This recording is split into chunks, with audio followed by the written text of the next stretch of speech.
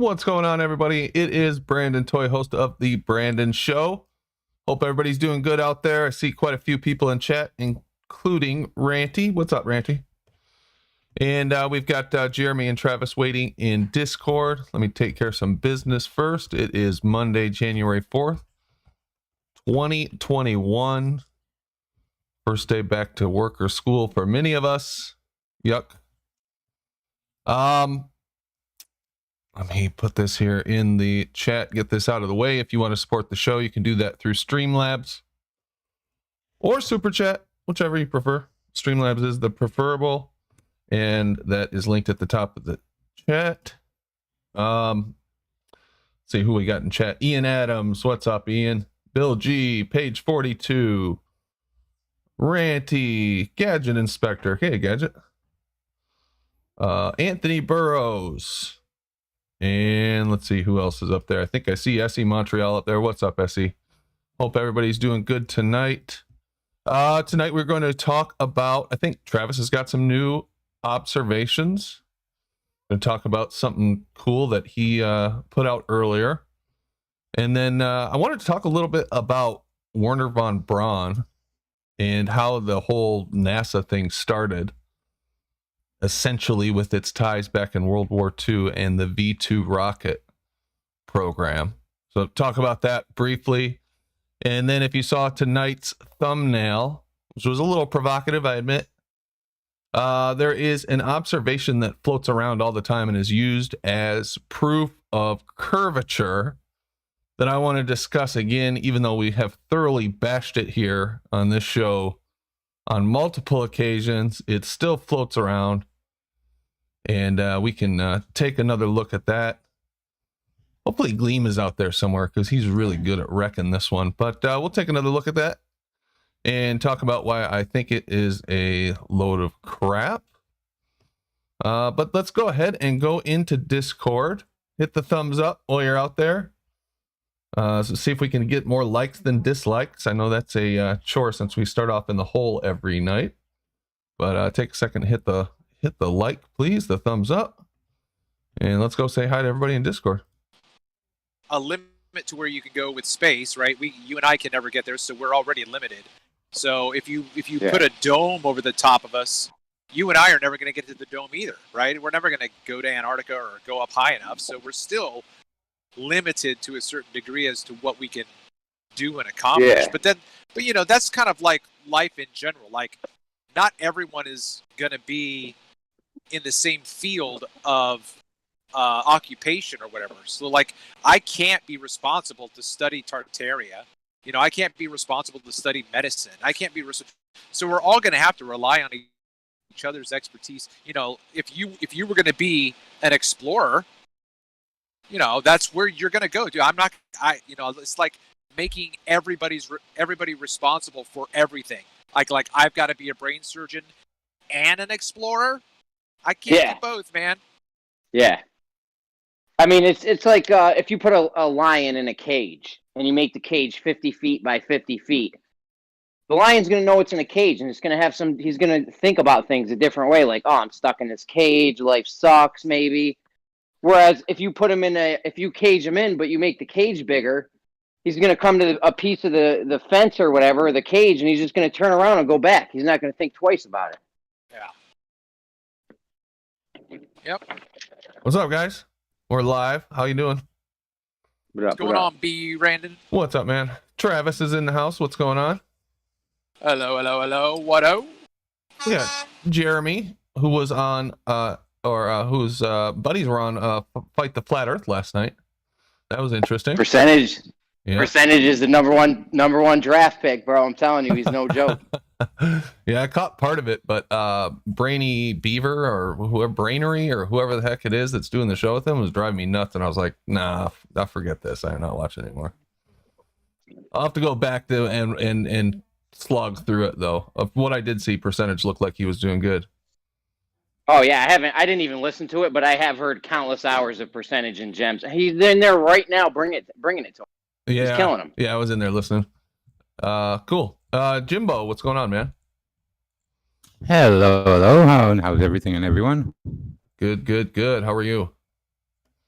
Trying to keep up to date with stuff and just floating around and listening for the best of the best. Cool, man. And SE Montreal, how you doing, buddy?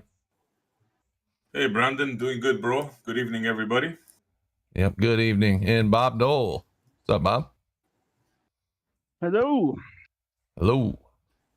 So I don't think you guys heard, but I did have a few things on the agenda. I know Travis had some new stuff out, and wasn't sure if you wanted to take a look at some of that tonight or not, Travis. It's up to you, but I did think it was really interesting. The one that you linked me to earlier. Well, if that one is from Sleeping Warrior. Oh. Is that the one you're talking about? Is that who that was from? I think we'll have to skip that one if that's the case. But yeah. Right. all right. Never mind then. But if you got something else, we can take a look at it. I did have a couple of things on the agenda. I was going to take a look at that observation from Rory. Do you guys know what I'm talking about? It was on the thumbnail tonight, where he set up that level on the beach, and they say that if you condense it, you can see curvature. Oh, God. Oh, my God. Fine. So we'll talk about that. And then I thought we'd talk a little bit about Werner von Braun, because I've been listening to a lot of history stuff lately. Mark Felton Productions. You've been reading up about Nazi war criminals lately? Yeah, well, essentially, yeah. I listened to something about the V2 rocket program earlier today, and I was like, well, wait, 2,700 people were killed in London, I think it was, because of the V2 rocket attacks. I didn't realize it was that sizable of a number of people that had been killed because of those.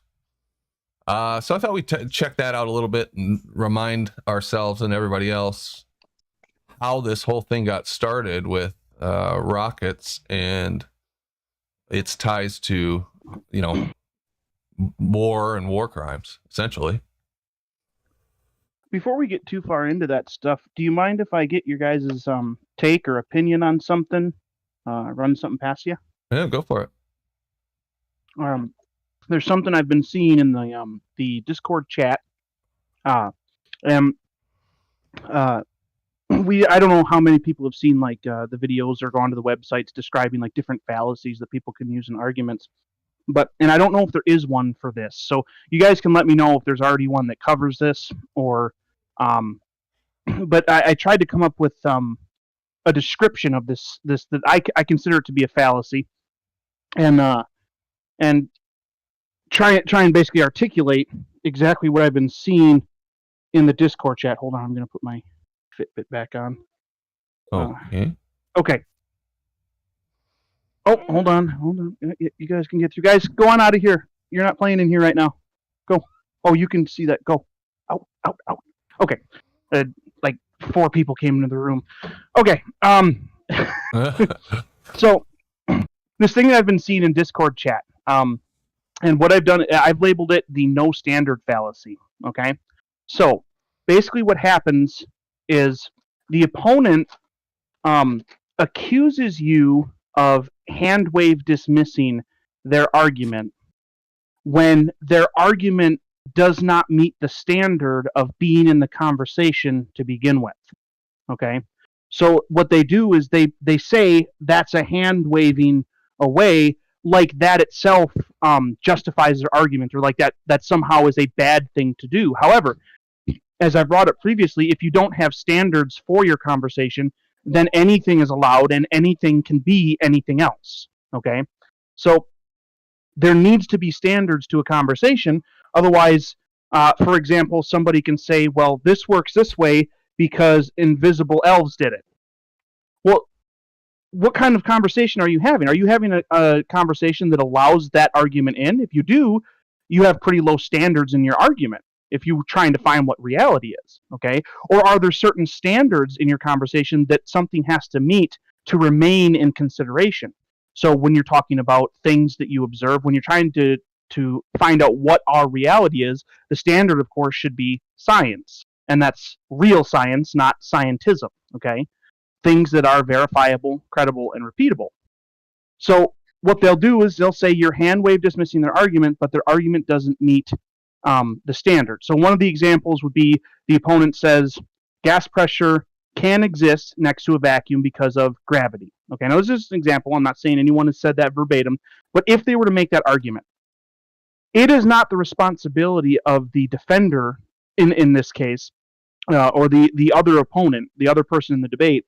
It's not their obligation to go into an explanation or a deep dive on gravity and how it doesn't exist. They are allowed, and rightfully should, hand wave dismiss the claim of because of gravity, because no one can demonstrate gravity to us. They can show us a result that they claim comes from gravity. Okay, so that's kind of the angle I'm coming at it from. Okay, gravity isn't verifiable, credible, or repeatable. So in a scientific discussion, it doesn't meet the standard. Therefore, it should be hand wave dismissed.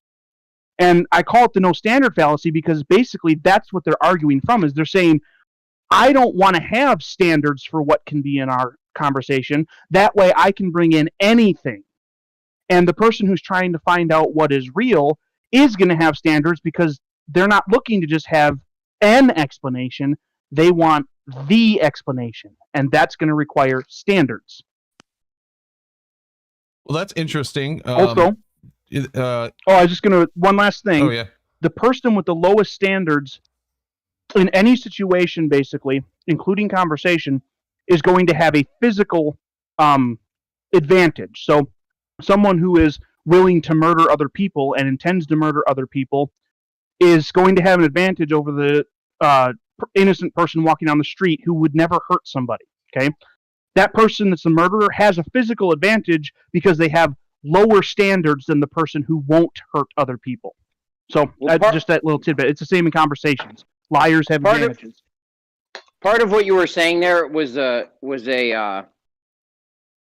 claim of non-existence. If I say gas pressure doesn't exist next to a vat, I'm claiming non-existence. So anyone taking the opposite stance on that, they're saying no, it does exist. The burden of proof is on them to prove it. We went through that earlier in Gems with chemo, and they're always trying to reverse and if they the burden of proof. if they say that they don't have to, what they're claiming is they don't have to meet the scientific standard. I don't have to meet the standard in this conversation. That's what they're claiming. Well, it's just fallacious to make someone prove non-existence. Right. It's illogical. It's stupidity. Yeah. So if They do that all the time. If I understand you correctly, this would be like your example was when you're arguing about something such as why does the atmosphere move in the heliocentric model? Why does the atmosphere move in lockstep with the Earth? And they just say because gravity. And you say, well, that's you haven't explained anything. You can't just say gravity. You have to give me something. And they say that's a hand wave dismissal. Right, or if you just say no, gravity isn't real, they'll that seems like one where they would say, well, that's just a hand wave dismissal. And yes, it is in a way. You are dismissing it out of hand. You're waving it away. It's like a fly irritating you when it comes to that because they can't show you through science that gravity is a thing. They only have their math and their claims. Okay, so yeah, that's exactly what I was talking about. Yes. Yeah. Okay. But see, it should be hand wave dismissed. That's exactly what any intelligent, logical, reasonable person should do with that argument is hand wave dismiss it because it does not meet the standard. And if somebody wants to go have a conversation with no or low standards, they can go do that on their time. I'm not interested in that conversation. Yeah, on that note, just real quick, this is a little bit like shutting somebody down when they want to explain a false claim, or when a question is asked and they go down a rabbit trail of explaining something else, and we object and say, okay, stop, I'm not even going to let you go there. They're like, well, no, just let him explain it. I'm like, no. Where he's going has no validity. There's no reason for us to go down this route. Exactly. The problem with doing and that, this is what they do a lot in it here. turns into here's the problem with that, and I understand completely where you're coming from, because we run into that situation here all the time, and I'm usually the one who steps in and says, okay, just let them finish, let them get it out, because what happens if you don't, then that person just keeps saying it over and over, and the conversation goes nowhere. I personally think it's better, let them get it out and then knock it down. Well, you know, like, let them hang themselves a little bit. That's Right, just my so- personal and opinion, I though, can but I understand can see that. where you're coming from. I totally get where you guys are coming from. The question would be like, are we going to allow them to continue to refuse to hold the standard, in which case it doesn't matter how far we get or how much real actual knowledge and observations we attain, they'll always be forcing us to start at square one, which is a fake square one. Okay? Which means they'll always be able to, like, no matter how far we go, they'll always be able to drag us right back to that point if we never force them to either hold the standard or get out. Yeah. Yeah, I see what you're saying. I don't know. So, you know what I find happens more often in these conversations than anything else is one person starts calling the other person a liar. And then it just goes nowhere, because that's what's been happening to me lately. I get in the conversation with someone and then it just turns into ad hom or you're a liar. And it's like, what are we even talking for? If you think, because I think there's people out there who think if you disagree with them, they're so sure of what they believe that if you disagree with them, you must be lying. Or stupid, or unable to learn. Right. Or you're not listening. Right. As if there, you know, there's no other option that could be plausible besides what they think. Like they have the answers, you know, like we're talking about the sun before the other day. They know what the sun is. They know how it works and, you know, thermonuclear energy and this and that. And if you don't agree with that, you're just crazy. But what you just described, Brandon, is actually it's a very similar thing, if not the exact same thing. Once they say you're a liar, and you feel that thing that you just described, where it's like, why are we even having this conversation? I'm guessing that's what people probably would feel, or do feel like, or should feel like, when they make the argument that we just talked about before, where they're like, oh, because of gravity. Well, why are we even having the conversation if you can just bring anything into it that has never been verified or backed up? If you can do that, then I can say the earth is flat because, you know, invisible ponies made it that way. Like, we can say anything we want if we aren't going to have a standard. So why have the conversation in the first place? Well, what is the standard for evidence? What's your standard for evidence, Bob? If we were going to get into an argument and I said It's gravity is real. It's what I consider to be real science, which is verifiable, credible, and repeatable. So experimental, essentially. Is that what So- you're saying? I'll give you an example that I've used before. Okay, somebody tells you that they can fly. All right. Now, that's something that would be verifiable.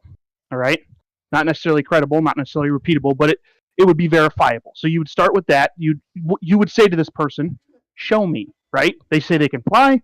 You say, "Show me." So what do? They go up to the top of a building. They jump off. And they hit the ground. Okay. Let's say they survive it. They're fine. It wasn't a very high building. But they jump off, and they land on the ground, and they say, "See, I flew." Okay? So now, it was verified, what they said, but it wasn't credible.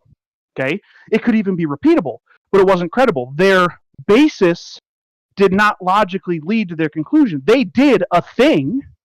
They did go up there and jump off and then hit the ground and then stand up and talk to you again. So they did a thing, and you have now verified it. But it wasn't a credible claim, right? Because they didn't fly. Well, let me. And it's repeatable. They could go to that building over and over and over again and do it over and over again, right? So it's verifiable and it is credible. You can actually observe it or experience what they're talking about, and they can do it repeatedly, but it's not a credible claim because the thing that they're saying is not leading to the conclusion that they're saying it does. Well, okay, let's get an example because it's coming up in chat. A real world example that's in this argument. Let's say I say Okay. gravity is real. Cavendish proved it. Okay, no, he didn't. Why not?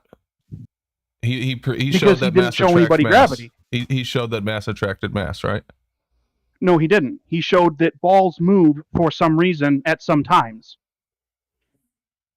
He may have decided that that was going to be because of gravity. He may have determined, oh, that must be because of gravity, or I think it's because of gravity, or it lines up with what I expected gravity to do, but that's not proving that gravity is anywhere existent in that. All that showed was that balls move a certain way at certain times. That's it.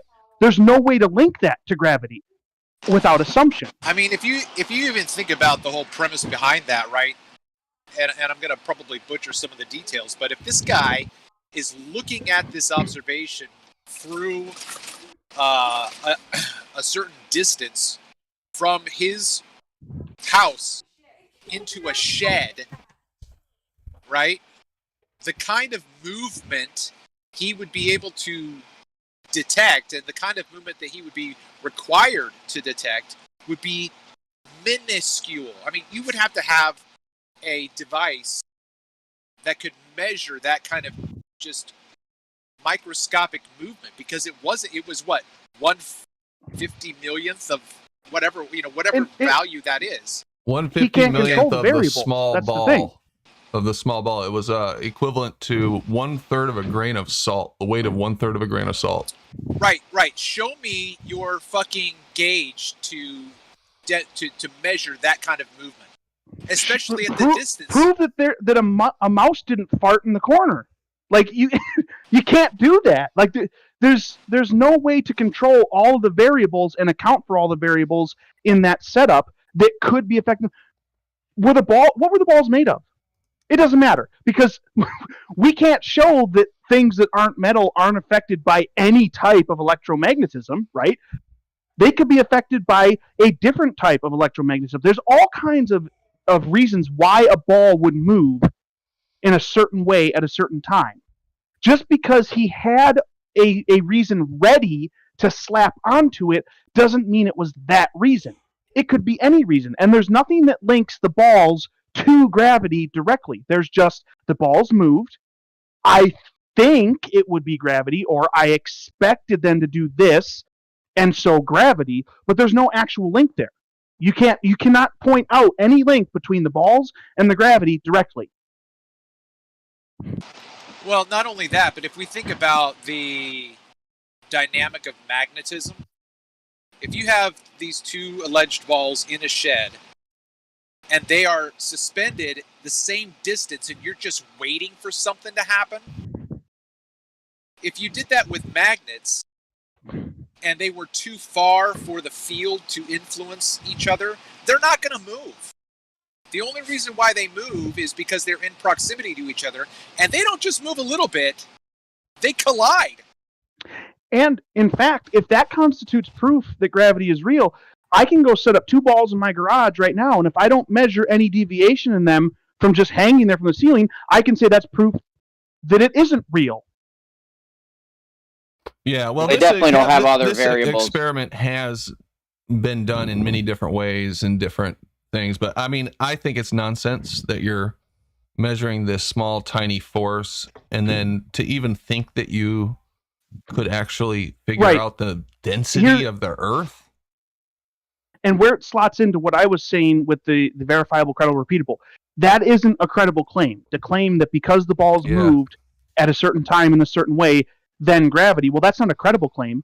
And there really is no way you can verify that the balls did move, and you might be able to repeat. I don't even know if it's repeatable, but it might be repeatable, but there's no credible link, no logical link to follow through between the balls and the thing they're claiming exists.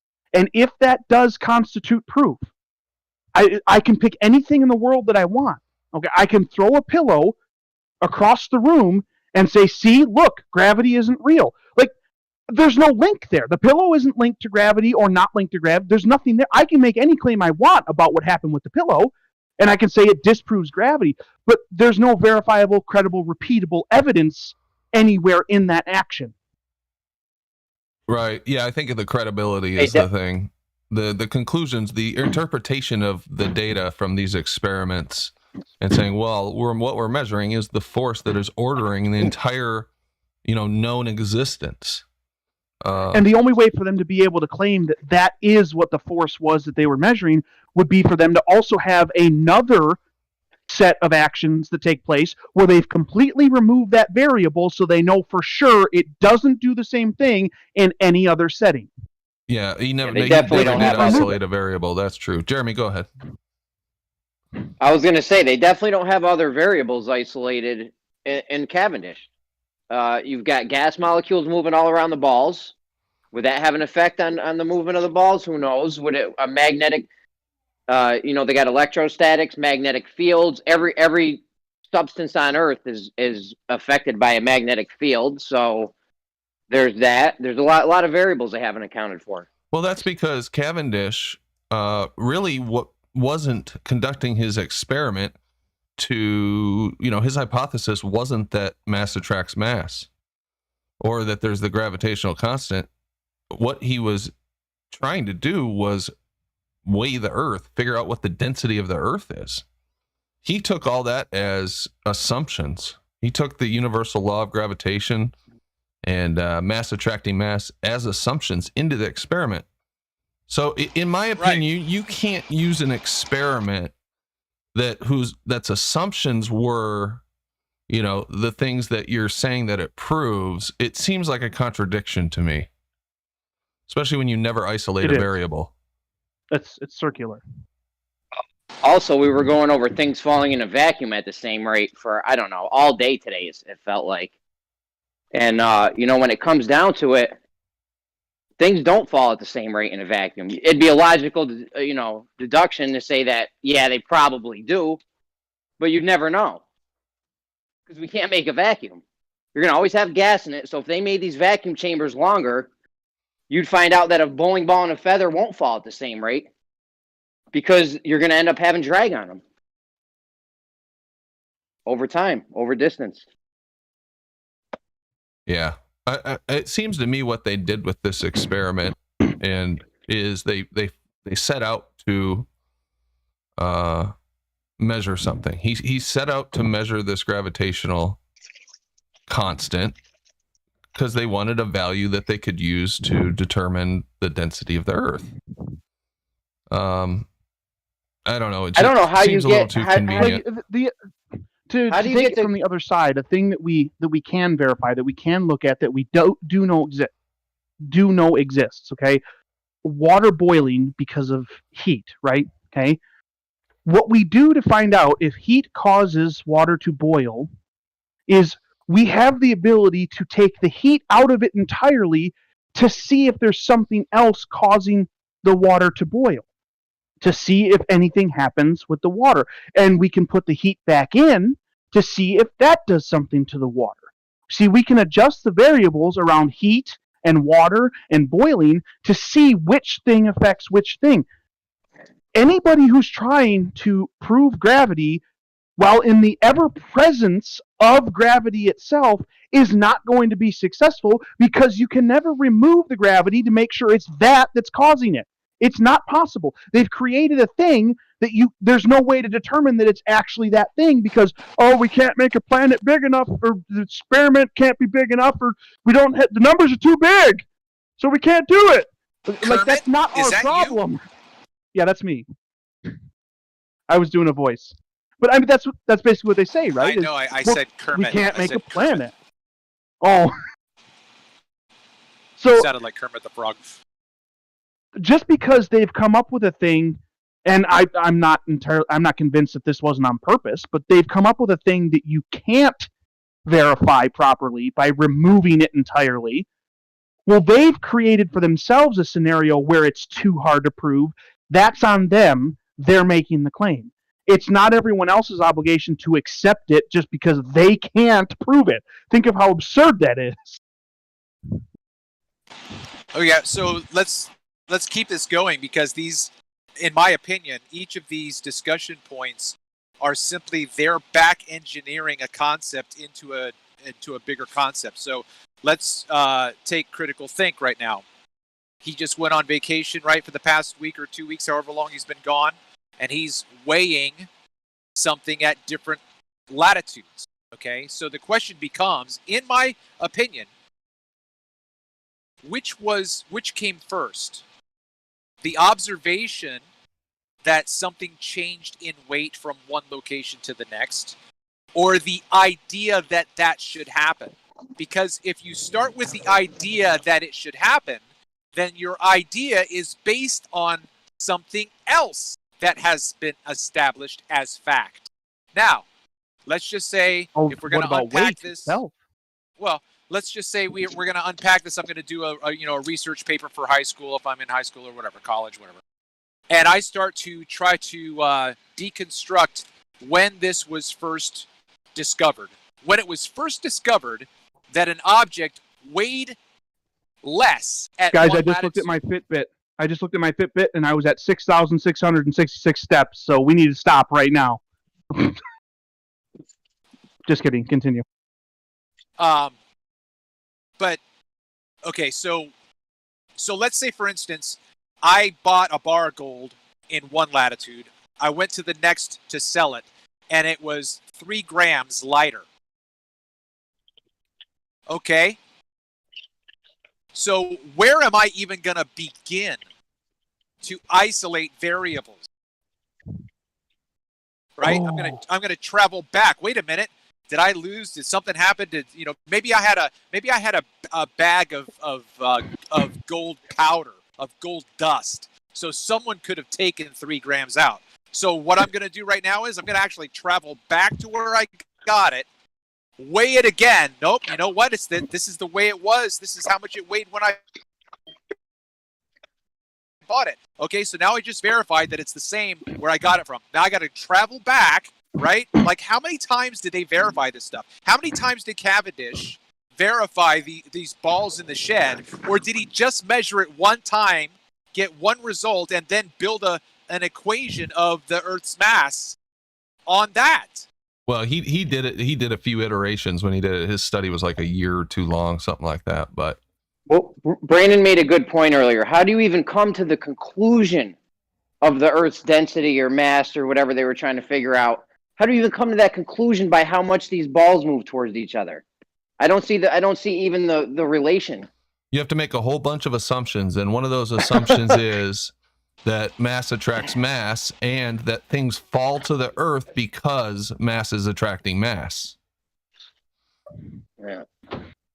And that force that you're measuring is the same thing that causes, the apple to fall or things to fall to Earth. There's a whole bunch of assumptions that they've accepted. He accepted Newton's model.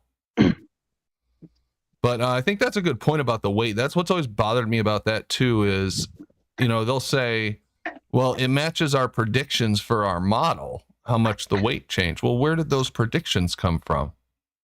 How did you develop those predictions? How much weight should change? When they say matches your predictions, if I see a clock on a wall and I can never see the other side of that clock, and I predict that, and I watch this clock for 10 years, and I say, in an hour, the big hand's going to be on the 1.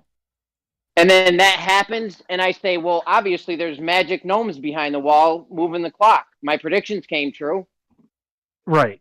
That's how silly that is. Yes. Yeah, the whole predictions thing is... Or what if they made all those kind of like what the instructions for pilots is basically they assume a flat stationary Earth. What if all the predictions were made using and considering a flat Earth, and then they just adapted it and said it's a globe, and now all their predictions line up just fine? Yeah, of course they do. Because they were able to make the calculations and adjust them, and they say put this number here and this number here, and suddenly it changes into the globe number when really they started with the flat Earth number, and now all their predictions, quote unquote, line up, even though it was never a ball to begin with.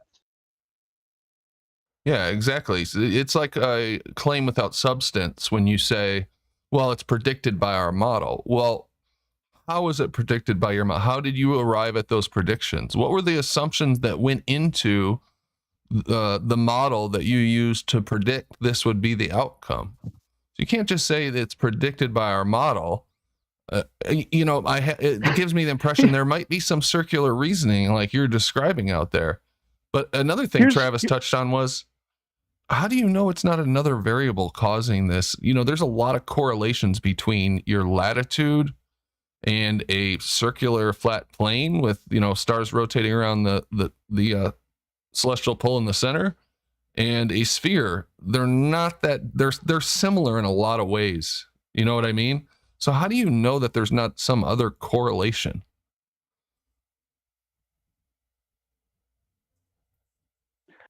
That's all they Here's have how is correlation. silly that is. I can fire up Minecraft and watch the sun rise, the sun set, the moon rise, the moon set. The moon will have phases. It's as silly as me saying that, see, this model accurately predicts the day and night cycle and the moon phases. Therefore, this model is correct. Earth is flat, goes on forever, and it's made out of cubes. That's like, think of how mentally retarded that is. We should make our flat Earth model in Minecraft, you're saying? No, I'm saying that it doesn't matter where we make our model. It's a I was model being and it doesn't serious. matter. That's what I'm saying. Yeah, maybe we already do have a flat Earth model in Minecraft. Yeah, just you know, put the continents down and we're good. There you go. Lay it out.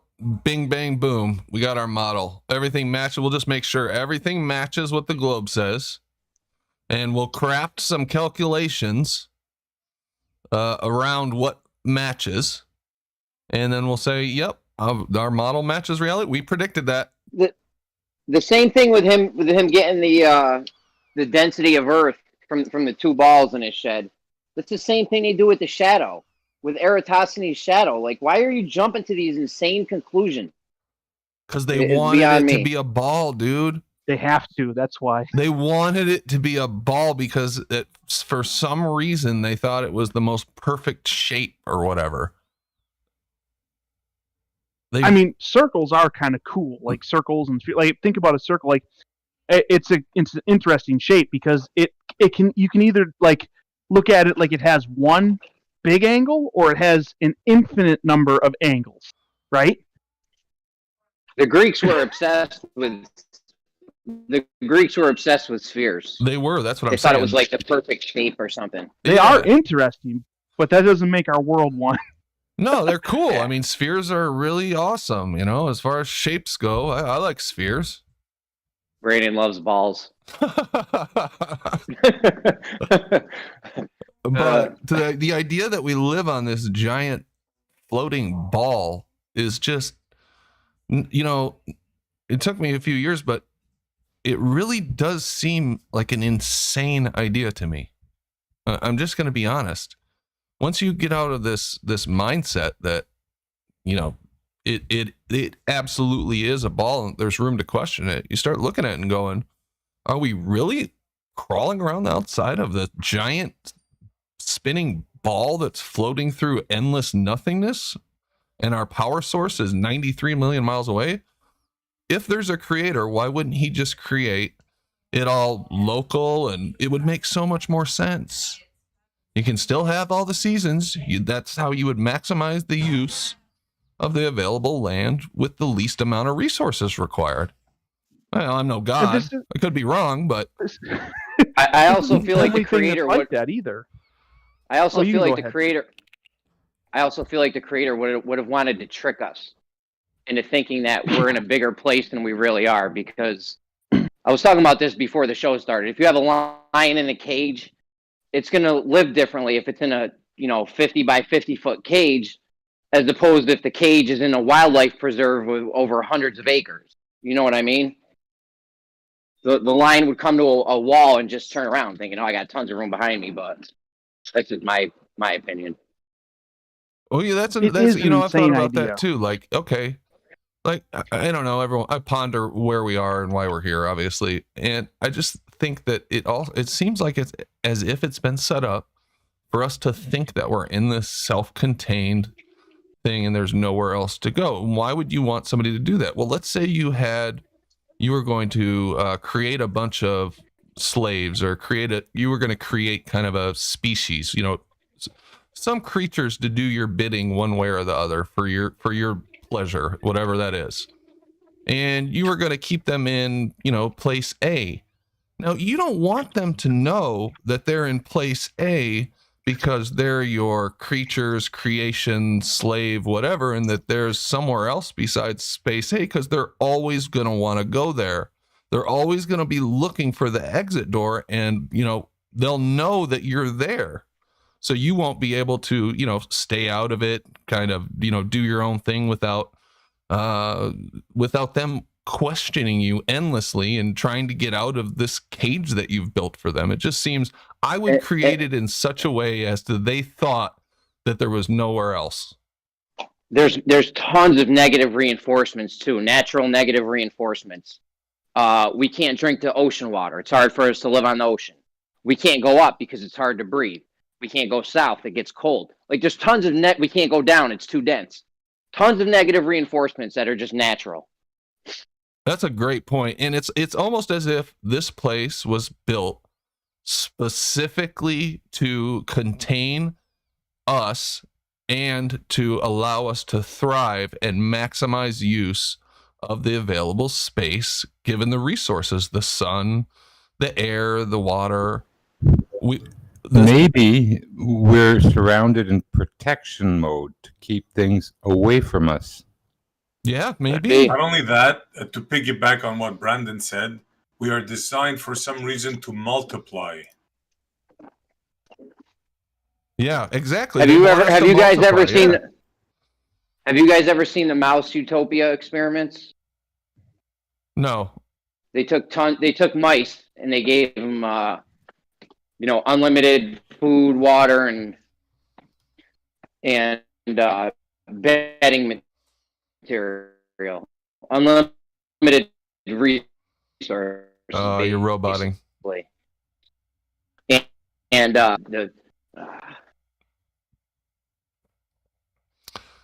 anyway, yeah, that was a good experiment, Jeremy.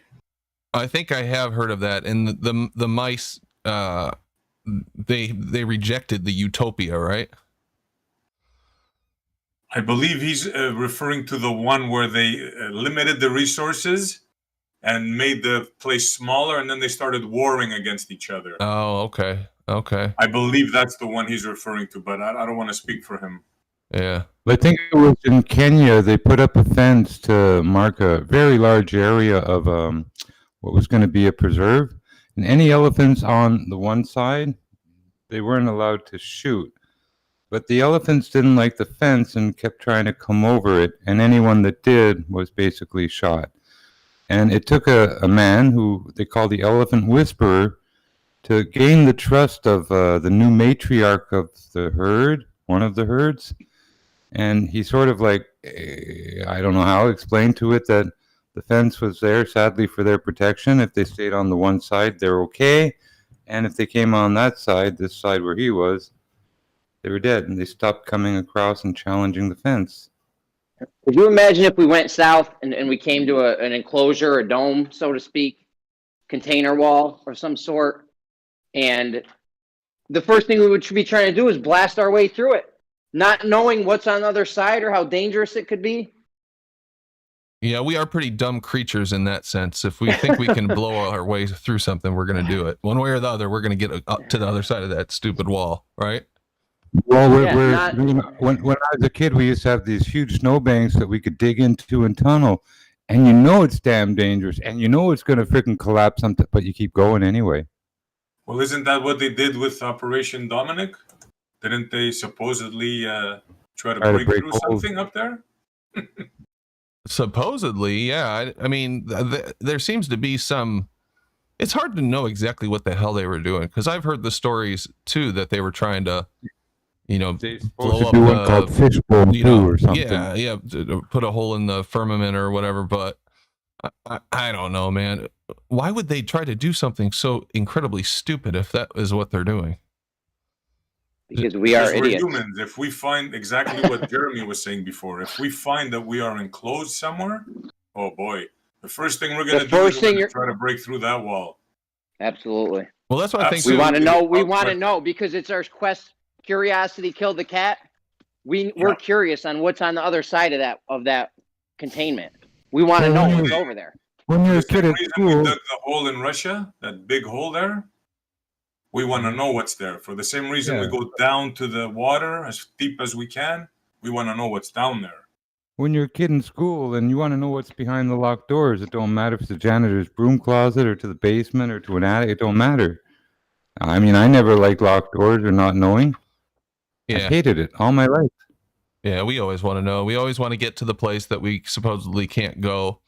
And, you know, that's another thing that's convenient is we have these stories about Antarctica, and they all come from the Royal Society or some other such agency where Freemason. so and so went to on this expedition and they died on the way and they're buried and somebody finally made it. And it's pretty much nothing there. I mean, it's just snow and ice and it's really super cold. No reason to go, really. Just seems a little convenient. A battle group of 4,000 men on an expedition, like just for the hell of it. Yeah, seems a little convenient. Send an aircraft carrier. I'll give you another. Okay, so this one's a little way out there. Imagine you're a farmer and the animal that you're farming is highly intelligent, very intelligent animal, and you want to grow as many of them as possible before you slaughter them or, you know, harvest your crop, right? Well, you're not going to take them to the slaughterhouse and show them what is going to happen to them. You're not going to let these animals know that they are being fattened and raised and bred and multiplied for the eventual slaughter of all of them. That's not going to work. What do you think those animals are going to do? I tend to think, this is only my personal speculation on the matter, but I tend to think there's one of two reasons why we're here. We're either being studied, you know, they're doing a study on us, or they're exploiting us. One of the two. I mean, take your pick. Which one would you do? If we can pretend we can make be here it's both, point, I think, Jeremy. bro. It's both. God's guardians and gardeners, you know, it's like the burning bush. You can be on one side, good or evil. Like we're gardeners. Our roots are agriculture, gardening, food. Pretend we could make 1,000,000 trillion little Earths. We would do it in a heartbeat and start exploiting, studying the shit out of it. We already do. Look at what we do to the animals that are under our care, the ones that we can grow and harvest, and we study them and harvest them. We do both to them. What makes us think that there's not something out there smarter, stronger, that maybe even created us, that's not doing the same thing to us? Why are we so special? Absolutely. If we could make 1,000,000 Earths, we would do it right now, and we'd be exploiting the shit out of it. Oh, fuck yes. Or studying it or something. You fucking ain't right. An ant farm on somebody's it could be creator's. Listen, hold on. You guys are insane. Are you psychopathic? Listen. All right. Hey, we're speculating. Come on, Travis. Yeah. But listen. Only the psychopaths are going to be the ones to exploit, okay? Look. The only ones responsible for quote-unquote climate change or global warming are the industrialized corporations, okay?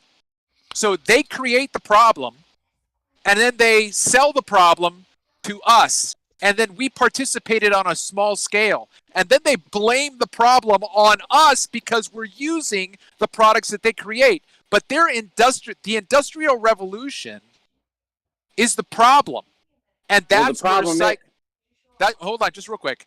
So I would disagree. I don't think that we would exploit. I think that we would understand what it takes to live in harmony, and we would do that. Well, Travis, I don't think would.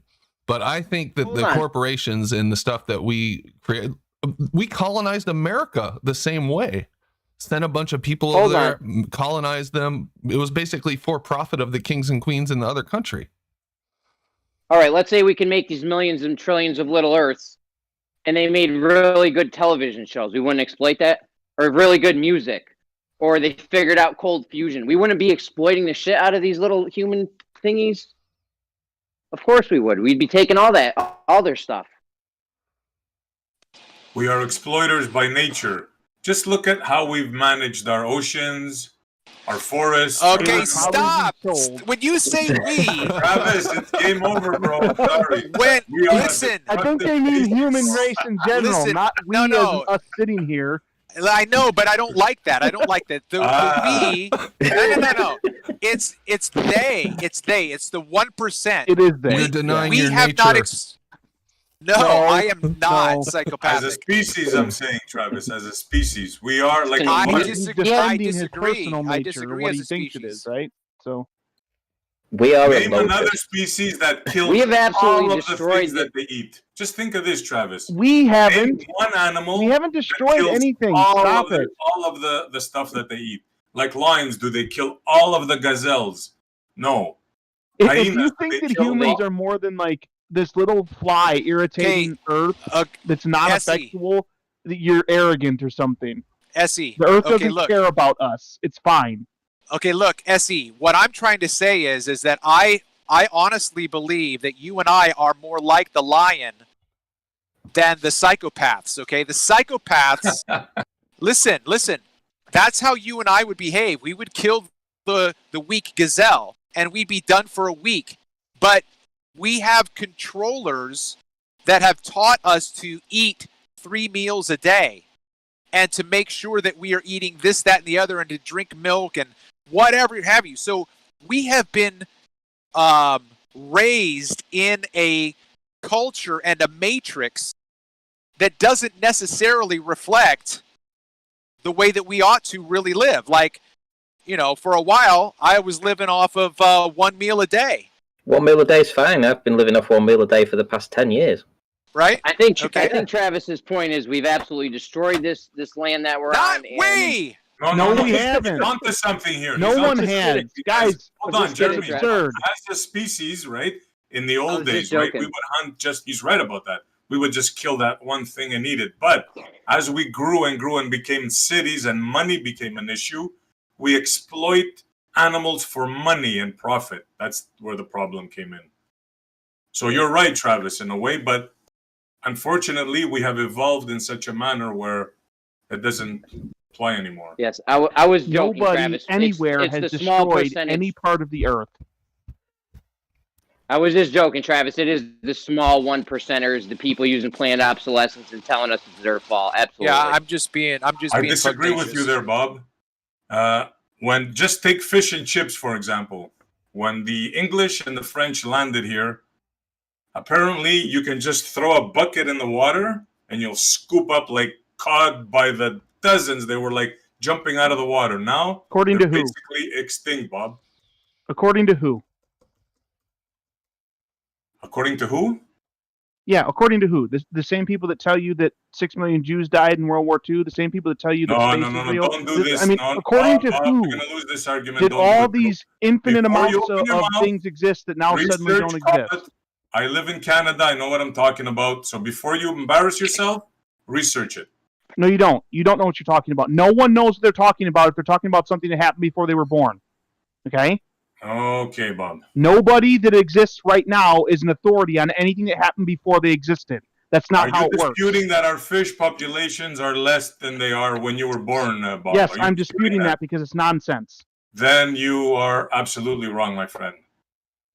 That's fine. I'm okay Oh, with we you thinking agree. that, but you All right, can't so let prove me it in any just way, come- shape, or form. Well, okay, hold on, Bob. Are you of the opinion that if the whaling industry hadn't gone the way it did, or whatnot, are you saying that there wouldn't be more whales in the ocean right now? I'm saying that your idea of what the whaling industry is or was or what took place, none of that is verifiable. You have no way to show Okay, that actually took place. That's There may have you're not never answering been. my question.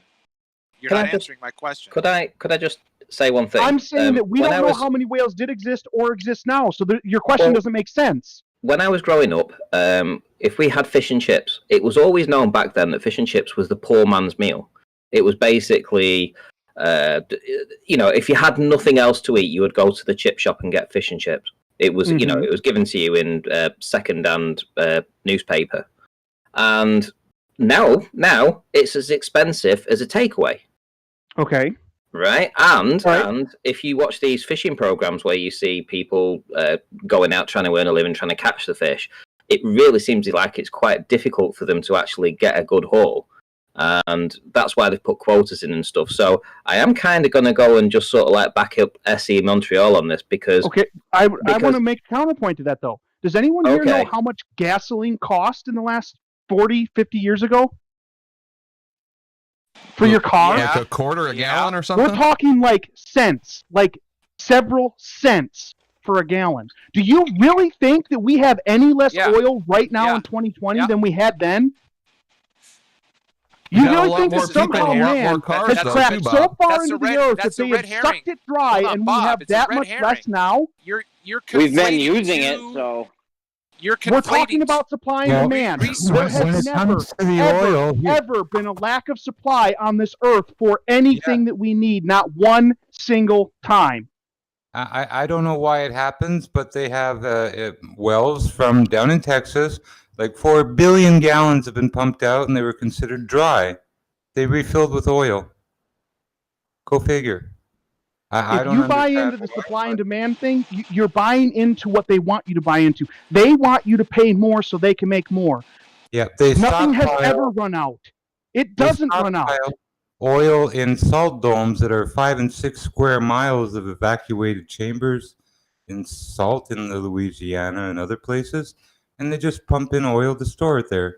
They pump propane underground, billions and billions of gallons and tons of stuff just pumped into these salt mines. It was back in the 1800s. Do you guys know how much diamonds are valued at versus what they should be valued at for how many are on this earth?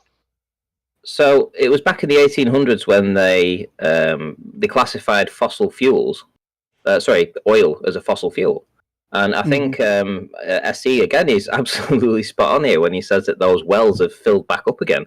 And that is absolutely true. I mean, the only reason they were able to classify it as a fossil fuel, and it was really tricky for them to do that because they weren't going to do it. But I think they got paid off by the Rothschilds or Rockefellers or something. And once it was classified as a fossil fuel, it became more expensive, obviously, because it's finite then. Big oil is, I have no doubt. So what you're saying is that a thing that actually we have no verification is limited, is being classified as limited, and then charged more for it. Thank you. You made my point. Fish that we see and we can verify with what's in the ground. You haven't seen those fish. You see what they bring you. It's absolute nonsense what you're saying, Bob. And you're absolutely wrong. Sorry, bro, but what you're saying is nonsense. You've never sensed more or less fish in your life. Yes, the fish can be verified. You buy what they bring you, period. It can be verified. There's been studies. And you say it can be verified. Well, they say that space can be verified. No, it can't. Fish and chips were very plentiful. The thing you're saying cannot be verified. Bob, are you saying that there are endless resources? So if we got to 50 billion people, 1 trillion people, we would never be able to exhaust the resources that are on this earth? There is no evidence anywhere whatsoever that they would ever run out of anything. And land out there with other fish. Yeah, we won't exhaust it. I absolutely agree with Bob on this. We haven't touched. You're saying we have an unlimited amount of resources. Is that what you're saying? Absolutely, 100%. Well, Bob, you've never experienced anything other than we have unlimited resources. You are dreaming. You are dreaming. I'm not dreaming. We're living it. I agree with Bob. Why do you agree, Jeremy? Bob on this. I wouldn't say endless, but I would say near endless because we can make water, we can make food at our will. We'll have all the resources we need. Reproduce. Everything recreates itself. We've never had the experience of running out of being able to put a seed in the ground and have something grow. It just happens. I mean, you don't even need ground anymore. It always happens. It's like earthworm farming. The only thing limits the amount of earthworms that they reproduce is the amount of food that's available. They absolutely limit their numbers by the available food. Bob, go and talk to any fisherman. Go talk to any fisherman here in Canada, and he will laugh in your face, bro. No, I don't care what a fisherman does to me in my face. Okay, just so we're Guess clear what? on If that. I went and said we didn't go to the moon to an astronaut, he would laugh in my face too. I don't care what the astronaut says You're an about great space or astronaut the with moon. fishing, dude. I don't care think what you're the smarter than paid everybody else, fisherman Bob. says about the fish. Stop Yeah. doing that. Guess You're what? getting on my Fishermen nerves. are paid to do a You're getting thing. on my Period. nerves, Bob. SC Montreal, You're wrong on have you ever this. been to a How smelt about wet- going to Mars in 4 years? Oh yeah. Yeah. Oh yeah. Can Yeah, I how say about it? something? Hello, How guys. about going to Mars in 4 years? I mean, apparently Elon Musk is going to send people through SpaceX to Mars in the next 4 years. And You there's know, people that we aren't get these astronauts runs of that would fish. believe that and laugh in my face if I mention it to them, Well, and they Professor haven't even Phil seen what Bell- we've seen. Professor Phil Bell is one of those. Because he actually thinks, wait, You it's know- only take 9 months. And they're already in You space. can so what's appeal the to your problem? authority of the still have it fisherman. today. I don't accept your authority of the fisherman. Look, I don't care what care you what the accept, fisherman Bob. says. You're wrong about fish. We Mars have is a fish. different We've never issue. run out of fish. There The will real always be Bob fish. Dole, listen up. You are wrong about No, I'm the not. fish. Hey, hold come on. on. can I Yeah. say still something have about fish. that? Oh, You're hold on, wrong. let's calm this down if Guys, I Put have- that in your fucking Hello? comments. Look Hello? at the real Bob Dole. Hello? You're fucking wrong. Moderator! Moderator! Here's an issue. Here's a big problem. We have these runs of, well, smelt, of capelin, and other stuff. And when they're in their mating, and you go down like to the shores of the Gaspé, where I grew up and stuff, and it's still today, when they have their mating runs in their seasons, oh my God, are they smelt? And the capelin, they swim onto the beach, millions of them. People are there to scoop them up, put them in buckets, bring them home, clean them out, and freeze them. The beaches, they get loaded with fish, so many fish that the people are there to pick them up. SC, you've been sold economic fear. Where's the fish Just like problem? people in 2001 were sold terrorist-like fear. Okay? Sorry, Bob. You're Warfare wrong on this, fear. bro. You're wrong. You've been sold an economic fear of losing whatever fish that you're talking about, and now you get charged more, and they have to do less work, basically. And they've The done that fish with all are the gone, fish. bro. The majority of the cod are gone. Nothing How you would they say or determine do that? is They gonna change can't that. go down there and see all the fish. It's You not go down humanly there. Have a possible. swim. Have a swim. Check it out. Go talk to fishermen. People that actually fish these fish. Oh my I've heard goodness. stories. I live in Canada. I'm sure Ranty can tell you stories about England. But you're too Lots of thick people can to tell me listen. stories about all kinds of stuff. economic Going to the ISS. That collapse, doesn't make yeah. it You know, true. I don't know how old you are, but they used to tell us acid rain was going to kill all the fish and the trout in our lakes and stuff, and it never They happened. taught, they taught kids All to right, duck can and I cover jump on in this. here Two real things quick? here. Let Hold me on, just guys. say this. Hold on. I think there's two different competing ideas here in my mind. The idea that there's limitless resources, which I don't know if is the case, and the idea that they are trying to scare us or control us or whatever using fear of this scarcity, which is not always true. But I have a hard time buying that if we got to 1 trillion people on this planet, that we wouldn't outstrip the resources. That just seems like, I don't know, Bob, how can you justify the idea that, okay, there's 1 trillion people, so we're then eating please- 1 billion times more fish. How can we all of a sudden, eat 1 billion times more fish? Okay, point You to know- one that's gone. Point to the resource, the natural resource that's gone. It's like, no, but it's like A divided by 1 trillion is less per person than A divided by 1 billion. That's all I'm saying. Okay, can I say Okay, something? and how big is the Earth? Let me ask you that. Well, that I don't know for sure, but it's So you don't even know the number you're dividing by 1 billion or 7 billion or 1 trillion, and you're still saying that the number We is are somehow too finite. small. When all we've ever known in our whole life is that the number is always way bigger than we could ever use. But you don't have But any. you're assuming it's somehow you don't have too any small? evidence that it's limitless either. That it's infinite. Yes, I do. think The that's a evidence is huge that it is assumption to still make. not limited, so it's limitless. never Can I run say out. something? If Can you I want say to say something? I don't have the evidence that it is limited, you certainly don't have the evidence that it's limitless. Yes, I do. Okay. It's limitless. Okay, it so let continues me- to let not me be try it. limited. Therefore, it is limitless. Can I try a different way? It's like if you was able to go out in a fishing boat 50 years ago, let's say, and you were able to come back with all your boxes full in 3 days, right? You had a good trip. You came back 3 days, no problem. Now, when it takes you 2 weeks to get the same amount, right? What you gonna, what's the issue then? What's There's- going wrong there's- then? There's more people fishing. Okay. Well, no, there isn't. There isn't actually. Here's what But I there's would more say, people okay? probably fishing back then. One, demonstrate to me that that's what happens. Two, verify that nothing else in the area has taken place that would cause less fish to show up in the area that you're fishing specifically. I know for a fact that here This in is Canada, worldwide. It's not You just in can't one show area. that more people have It's fished so much worldwide. that suddenly those fish are less existent now. our fisheries That's an Right, department, but if it's a limitless supply, then Usually- I mean, you should be able to get them quite quick. Yeah, no problem. Well, No, Ranty, Because can I ask limitless you? isn't the same as abundant to you when you want it at any time. That's not the same. We don't have resources that are available to each person individually whenever they want them in any way that they want them at any time. I can't we just talk- walk down to a gold mine underneath my house because I want gold. That's not how What it it's works. showing is there's a depletion in the stock that's available.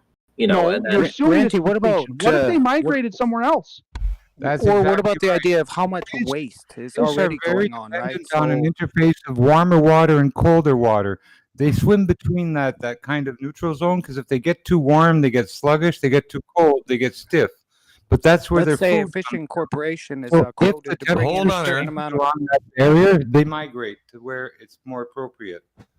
So Uh, a lot of deep sea fishers and others are looking for that temperature thermal barrier between the colder and warmer currents. It's like a wall, and the fish are on one side or the other, and that's where they feed and they try to live. So they follow that. what's that got to do with the Well, abundance? if you're looking for fish stock and you fish in one place and the water temperature changes and they don't have a feeding zone there no more, guess what? They're going to go down a ways. Miles don't matter. Where they have to go to feed, they'll go. Okay. Right. That's what I was gonna say. Where I grew up at going to my grandmother's house back in the foothills in California when I was a kid, there were California quail everywhere, like everywhere. But as the housing area started to develop more and more, well, that just pushed out the quail. That they didn't stop. They didn't diminish in their number. They just their feeding grounds, whatever, had to change, and so they had to just move away farther and farther away. So I didn't have access to them, the way that I used to. So that's a little bit about what Jimbo's describing. The reason why the fish in this instance isn't abundant is because perhaps temperature, whatever their food resource, is not there at that time. So they have to move away. One type of fishing, like the scallop industry, ruined the bottoms in the Bay of Chaleur. And when you're ruining the fish beds where they fray their eggs and other stuff, dragging these things just to pick up a few scallops, you ruin their habitat. How can they reproduce? They don't have beds no more. You've taken away their homes. You've Can I bring disrupted up a factor everything. Can I bring up a factor that possibly And then you blame who and what that there's no fish. Go ahead, Aaron. raises a good point? Okay, in let's say our current day, the amount of waste that actually happens. Let's say fishing, cattle farms, pig farms, chicken farms. Right, the amount of waste. So I can't remember who said they brought it up. Create the need. Tell the people, oh, we're running low on supplies, even though we have plenty. Then offer the supply at a higher price because everyone, okay, now we're beef prices are going up, meat prices, fish price, okay, because we're running low, even though there's plenty of stock. Now, if those stock aren't sold at that price, they throw them out and go catch a new batch, right? It's supply side democracy. If I hold the inventory there's a of shit ton of products waste that going you on. need, I control the price on the market, and that's the end of the story. Well, for capitalism. why do they want us to eat bugs then? Why are they trying to brainwash Actually, us they're into very thinking we need restricted. to eat bugs? Anybody answer that for Look, me? Look, if you're out and Maybe it's a camping group and that stuff, Bugs are Someone who yucky. wants That's to why they're let it. yucky. I mean, all carapace, you can rip off the head, the wings, and the legs, and clean them out. Worms are very good food. Grubs are very good food. Bear I Grylls told us, right, Brandon? Bear Grylls told us that bugs are In full of Montreal, you protein. used to be able to go. I don't know if you still can, but the Biodome and have like stir-fried maggots. You could have all kinds of chocolate covered baby bumblebees, all kinds of what we consider exotic foods and stuff.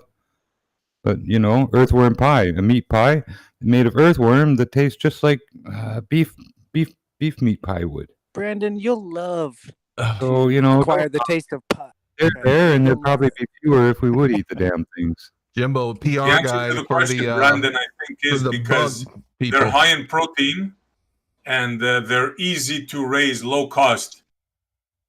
Believe it or not. Probably, Well, yeah, because think of they it. multiply so quickly, and you can grow trillions of them right at the same Yeah, time. yeah. Worms, The- you can the thing ship I was- by mail anywhere, and they're $55 a pound. Maybe they're 65 a pound now. An average European earthworm, 1 year old, is worth over $1. For fishing what do here, fish they eat? sell them at $2 a worm.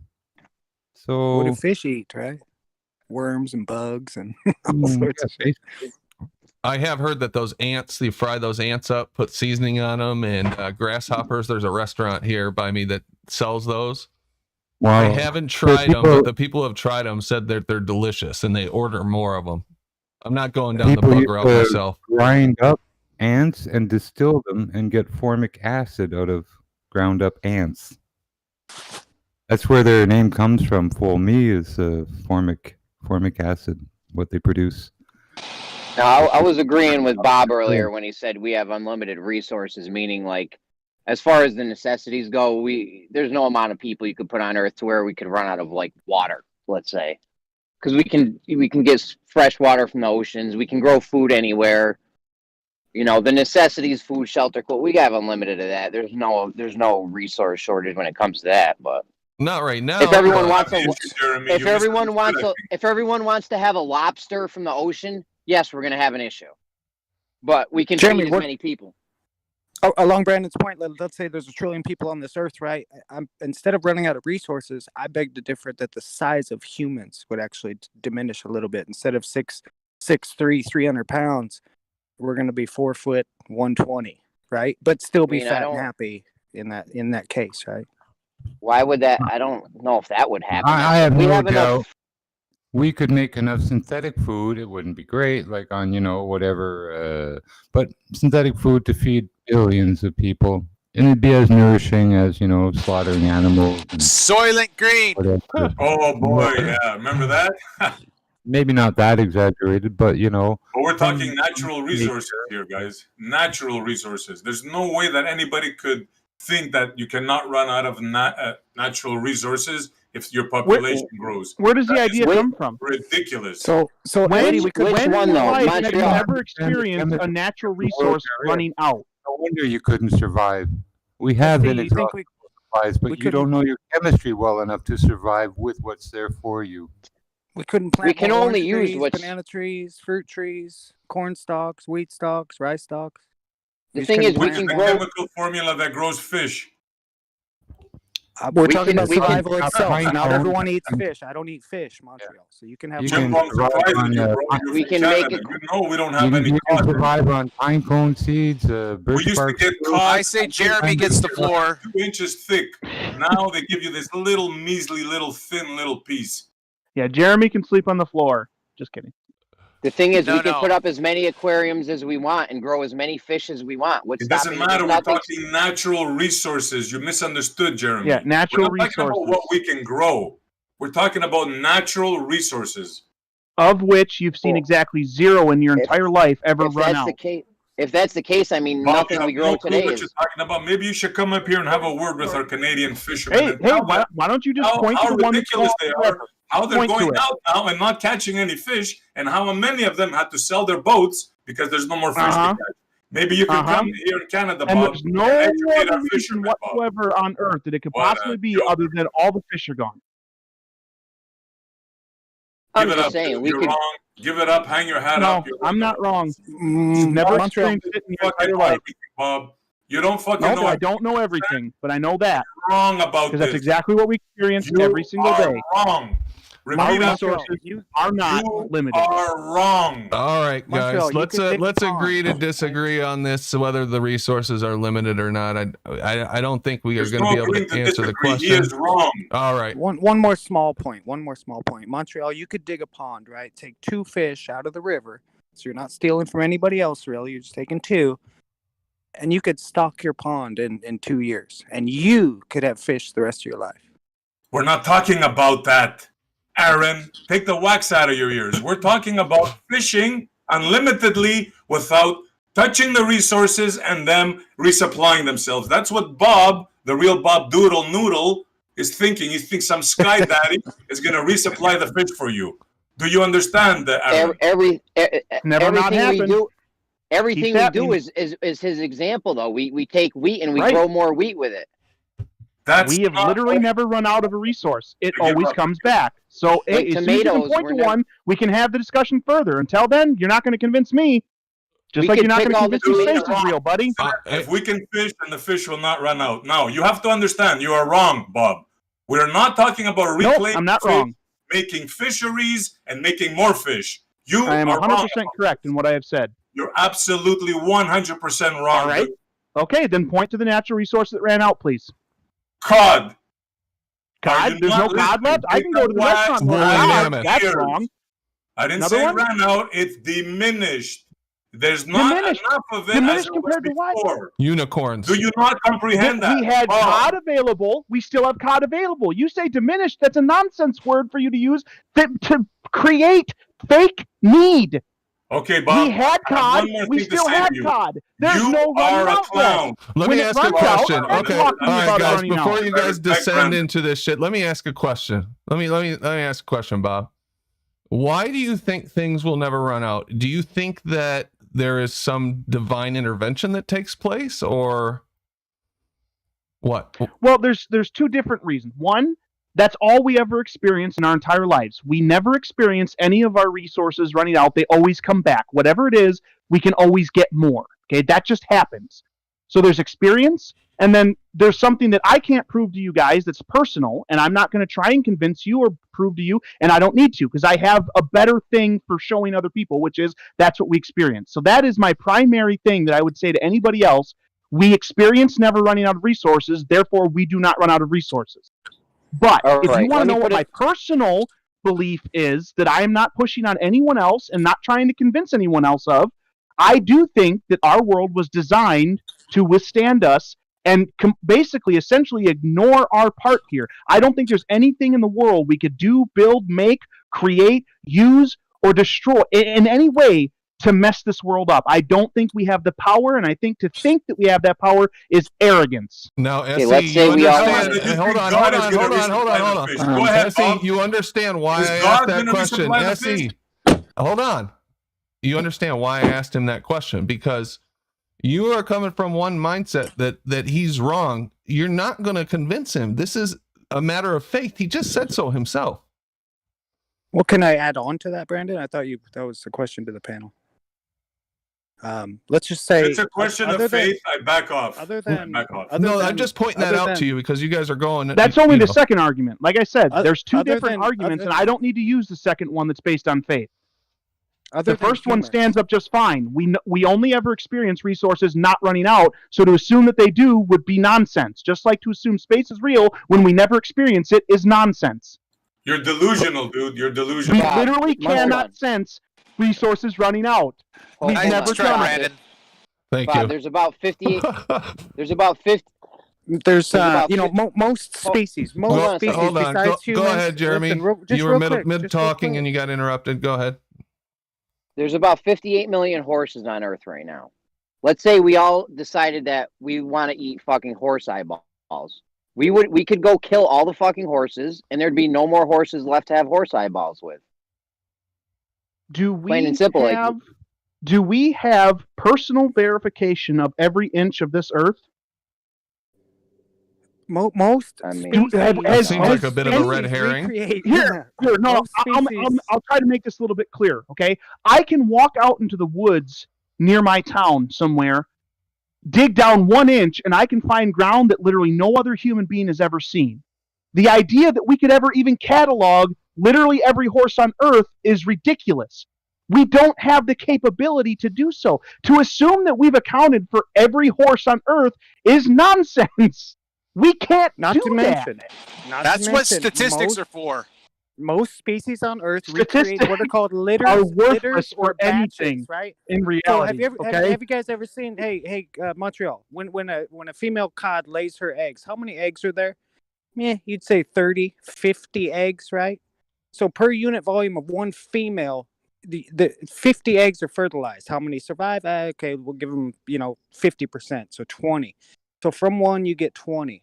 Unlike humans, right, where you have one egg, one birth, generally, unless you have twins or something that's abnormal. Okay, most other species do this. Hogs have litters, cats, dogs, horses have usually one at a time. Cows have one at a time. Chickens lay eggs constantly, right? So when we're talking about the volume of production, nature kicks our ass. Okay. Okay. No, enough. we can kick nature's ass, and we have kicked nature's ass. With the cod example, you guys trees are have too thick hundreds or of seeds that unable. drop every Hold year. on, Aaron, I'm right? still talking. Either you're too thick or unable to understand, Bob, that the resource of Nope, you cod. just can't verify it. Yes, I can, and I told No, you you how. can't. But you're too Well, then thick you to would. understand. Now, listen up. There was plentiful cod in the early days. Fishermen Prove it. would go out, scoop in their buckets, Prove and it. whoop-de-doo. And as Ranty told you from England, I'm telling you from Canada, that was the situation. We have proof of Yes. it. What he told We me can was that people verify didn't make stuff as up. much money before Okay, on those that's things, rude. and now they make way more That's money rude, selling those dude. things. That's rude. Congratulations, you You're found rude, greedy capitalism. ignoramus, moron who thinks he knows everything. And No, I'm gonna I don't say know everything. you're wrong. I know Yes, what I've you come here experienced. every I know night what we as and you people think you experience got each the and every beat on day. things, dude. I'm gonna set And you that straight. includes our resources This is never wrong. running out, not even This one is single wrong. time. All right, you guys Fish done? and Because I don't chips think have not unless we run get a out. boxing ring and put you two in it that we're going to settle this anytime No, tonight. I don't feel compelled to try and convince him. I don't think that I'll change his mind or anything. It's fine if we move on. I'm okay with that. I'm not angry at Hey, him. It's like I've got a we can natural drop it. That's resource okay. that is limited. Go ahead, Travis. What's your natural resource that's limited? Curvature. Oh, that is a good one. After the many Travis attempts for to find president. it. Very good. Nice segue. Beautifully done. So there have been many attempts to capture curvature over the years, and of the Earth-based variety, of course. None have been successful, in my opinion, including one that gets bandied around on a regular basis. Are you familiar with this this thing of wondrous beauty here that floats around the internet and supposedly proves the ball Earth? Anybody recognize Fuck this? that thing. Yeah, I recognize that. We went over it to death in gems. They say this isn't proof. What is? They don't claim that this is proof of Earth curve. Oh, what do they claim? They won't do it. What do they claim? I don't know, but they won't say. They won't claim that this is proof of Earth curve.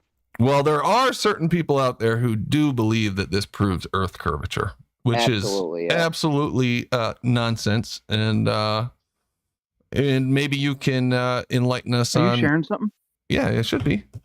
Oh, okay. Okay, the problem with this picture is once you compress it, they're supposed to show the horizon bends when you compress it. Yeah, here, I'll do that. But the other things that are also not straight after you compress it are the straight sticks. Also, you don't have the horizon bending equal. You can see where the glare is. Are you compressing this yourself? Yeah, I compressed it, and oh yeah, look at that table. That's the a table's curved not table. even. No straight lines are straight anymore once you compress it. You're right. There are absolutely no straight lines on here anymore. These red things are bent, even in different directions. It looks like there's uneven distortion of some kind. And why is the horizon? Let's say this is Earth curve. Here's my question. I know this is a little small. I'm trying to make it bigger, but it's not working. Why is it that the horizon is lopsided? That's a question I've never gotten a good answer to. Why is it the horizon lopsided? If this is the curve, it should curve continuously, right? It's curved more on one side than the other. They say the camera wasn't level or something, but the fact of the matter is that it has to do with the way the light's hitting it.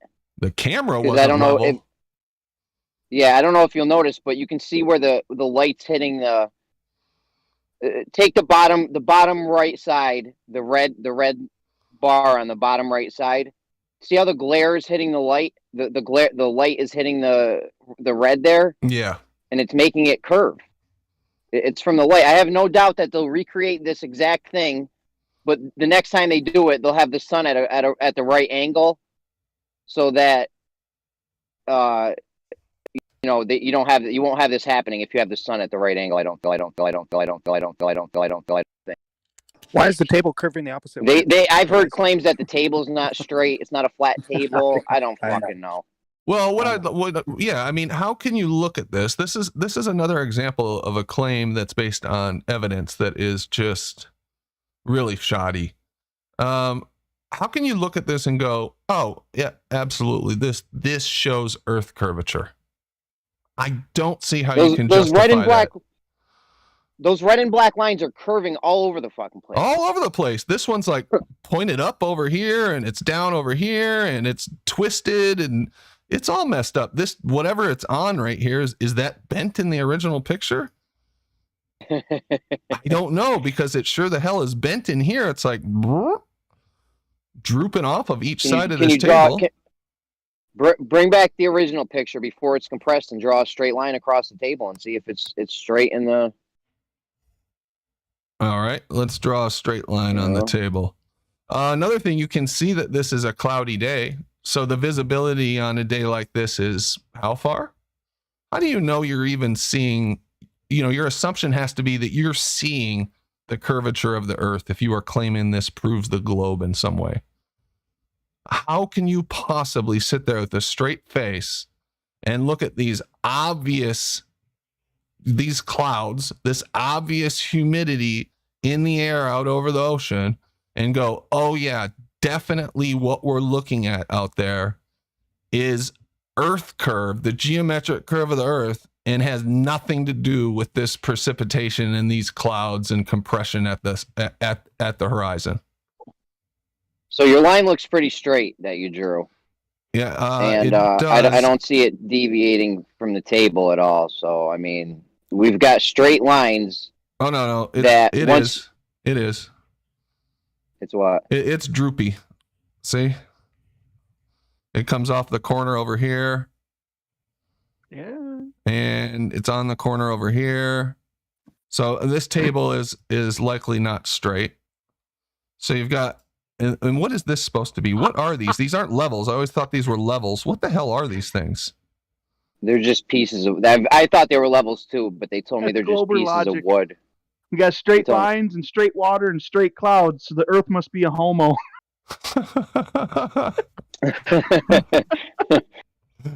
And this over here, okay, so these are like some iron rods or something that they... I don't know. They said they were pieces of wood or something. This is rough. This is really rough. And then you can even see it's like really cloudy. The visibility's cut down over here. I don't know. Does anybody take this seriously as evidence for anything whatsoever? You would have no idea if you're seeing equal distance to the left side as in front of you as to the right side as far as the horizon goes. There could be a fog bank on the right, or you could have different atmospheric effects happening, so that maybe you wouldn't see far on one side or in the middle or something, and it might give the appearance of curvature. Yeah, now this proves nothing. This is nothing. Yeah, this is absolutely nothing. So anytime you see this out there, don't take it seriously, because there are people who still shop this thing around as some kind of globe proof for whatever reason.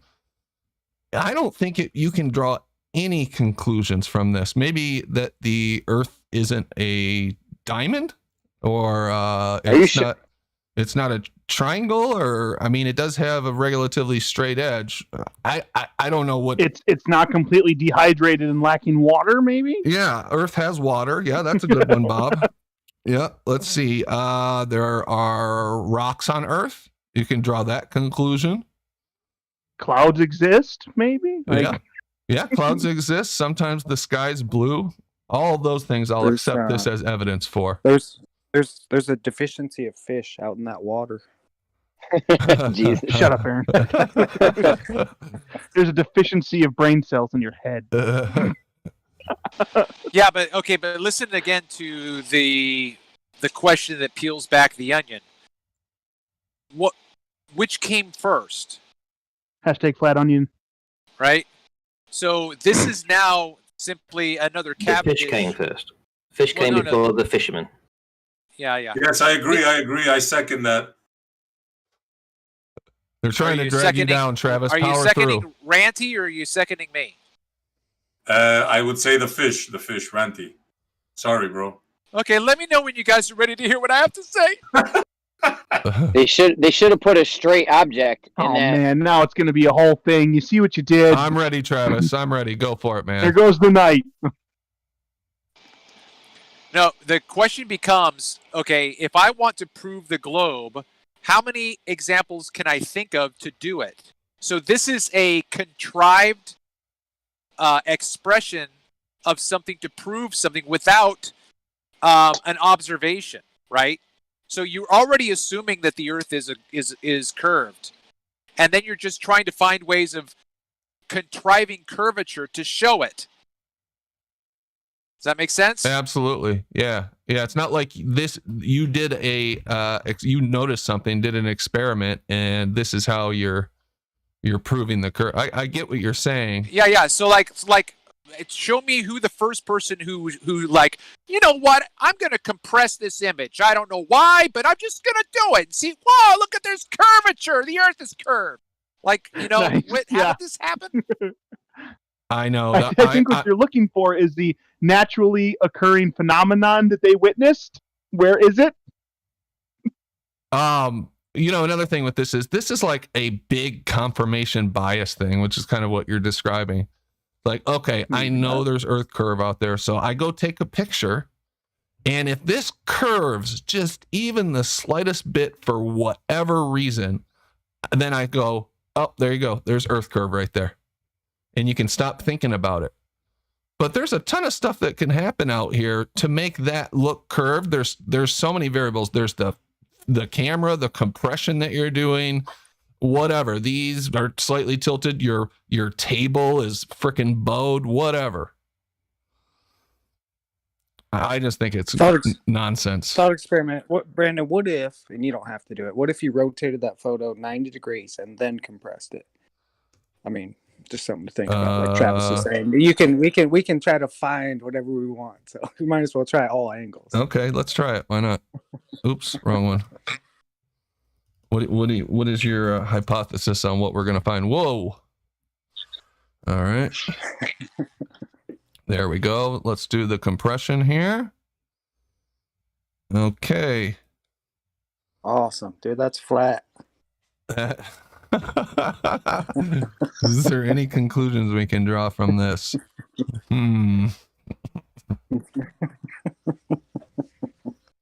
I don't think so. I don't know. I see we have Howard in the chat. Howard, what do you think about these proofs? I think we may have talked about it before, but do you put much stock into this photo compression, or this one in particular? No, I do not, actually, Brandon. And like, I just kind of picture it as I'm standing on the beach looking out over water, and I understand what I'm seeing. I mean, you know, you're a little bitty ant on a great big ball kind of thing, but I have trouble reconciling that as proof of Earth curvature in the sense that we talk about it, and I just don't recognize that as evidence to me. So. Yeah, fair enough. In your mind, or you know, how high do you think you have to be before you could see curvature, or can you see curvature like that at all? What is your opinion on that matter? Because there's multiple different opinions out there, even among the ballers. I kind of feel like that you have to be high enough that you start seeing the outside diameter of the sphere, and that's pretty way up there. I mean, you know, they say at 50, 60,000 feet that you can see it. I've never been that high, but I mean, you really have to get way on up there before you can start seeing part of the diameter of the sphere, you know. Now, that's interesting that you say that, because that's one thing I brought up during my debate with Sensible, is this thing had floated around here that shows how high it states in this, unless the observer is very high up, more than 80 miles. The curvature he sees down below is just the curvature of the horizon circle, not the curvature of Earth. meaning you have to be 80 miles high before you are actually seeing geometric curvature even in this model. So whoever put this diagram together is acknowledging that you're not seeing curvature when you're standing on the beach. You're not seeing it in a high altitude balloon. You would have to be on this sphere, according to this person, at least 80 miles up in order to see the curvature. So I don't know. It seems like you guys, don't have your shit together when it comes to this, but I guess none of us really do. Almost like they changed their argument as needed on the spot so that they can avoid ever actually answering any real questions. Yeah. Yeah. Hey, well, guess what? They found the edge of the solar system, apparently. Uh-oh. Oh, I saw has that. a wall. Yeah. It has a wall as well. I'm just going to post the link again in the chat for you guys. Did you guys read the story today about how apparently the Earth was spinning faster this year than other years? Really? Okay. Apparently, a whole second is I think it's going to be taken off the world clocks because the Earth was spinning just a little bit faster than it has been for the last 50 years or some stupid crap. What? Yes, I'll see if I can find the story quick so I can have you guys check this awesomeness out. This fantastic nonsense that they're pushing. Where's Data to tell us about the equation of time? I'm surprised he hasn't said anything already. He's quiet. So what are they saying here, Ranty? NASA's New Horizons spacecraft has helped scientists study a mysterious phenomenon at the edge of the solar system, where particles from the sun and interstellar space interact. Oh boy. Yeah, if you want to read the title, though, a NASA spacecraft may have detected a giant wall at the edge of the solar system. Come on, man. Yeah. What the hell? What is this? Is this supposed to be a picture of it, or is this just a bullcrap picture that they threw in there? Yeah, it looks like it's just a stock picture. This region, about 100 times further from the sun than Earth, is where uncharged hydrogen atoms from interstellar space meet charged particles from our sun. The latter extend out from our sun in a bubble called the heliosphere. The bubble. The heliosphere. That's going to be the new thing on the Globers. You wanted the pressure. You wanted to know where the pressure came from. Well, we have a wall. Beautiful. I don't have the story that I found on Yahoo, but I have this from Time and Date. Earth is in a hurry in 2020. Many of us wish we could get through this difficult year as quickly as possible. Seems the Earth feels the same way. It's been spinning unusually fast lately. 2020 included the 28 shortest days since 1960. The Earth is an excellent timekeeper on average with respect to the Sun. It rotates once every 86,400 seconds, which equals 24-hour days, or 24 hours, or one mean solar day. But it is not perfect. When highly accurate atomic clocks were developed in the 1960s, they showed that the length of a mean solar day can vary by milliseconds. These differences are obtained by measuring the Earth's rotation with respect to distant astronomical objects and using a mathematical formula to calculate the mean solar day. Before this year began, the shortest day since 1973 was July 5th, 2005, when the Earth's rotation took 1.0516 milliseconds less. But in the middle of 2020, the Earth beat that record no less than 28 times. Oh boy, the days we're living in, guys. COVID, the shortest day of all time, man. COVID's got a lot of things to answer for, hasn't it? When the Earth COVID slowed the Earth down. Are you sure it wasn't Trump? It was probably caused by Trump. It's all the masks they had to make, Ranty.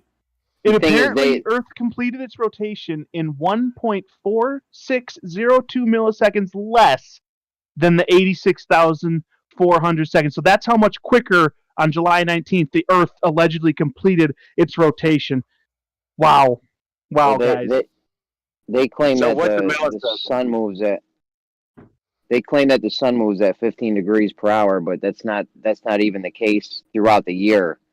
The sun starts speeding up when it's winter in the north and summer in the south. Someone asked what a millisecond is? Yeah. Oh, it says right here that 1 millisecond equals 0.001 seconds. So it's very tiny difference, It's right? like, yeah, 1/100th of a second or whatever, or Yeah. I guess it would be one. I have thousand? I have Maybe a not, I question don't know, of this. millisecond. I have a question of this image you guys are looking at here. It appears that it's heading in one direction, and so the things that I'm trying to understand is in their model, or the Hubble constant. It appears that light's, moving in 360 degrees towards us and away from us at the same time, right? This is the axis of evil concept. But then you look at the CGI image; it appears to have one vector. And then in their model, they're claiming now that Einstein is saying that the Earth is rising up at 9.8 meters per second squared now. So it appears that this contradiction, bro. Constant contradiction. Look at the bow shock. You're right. It's showing in one way, but they tell us with the other side of their mouth that it's expansion in all directions, and they show us the cosmic background radiation map. It's ridiculous. What is this bow shock? What is that supposed to be? Probably the Big Bang or some shit, energy left over. Nonsense. I mean, this is crazy what we're looking at here. It's sheer makeup. They just drew a picture and made shit up. You wanted your wall, though. There's the wall. Yeah. They have the gas pressure contained. Yeah. The heliopause. What do they call it? The heliopause. Wow. So just to clarify, they're claiming that the Earth is moving upward at 9.8 meters per second squared, but that would mean somebody at the bottom of the Earth would be moving at that rate. So therefore expansion. But to compartmentalize that, they say, well, no, time dilation.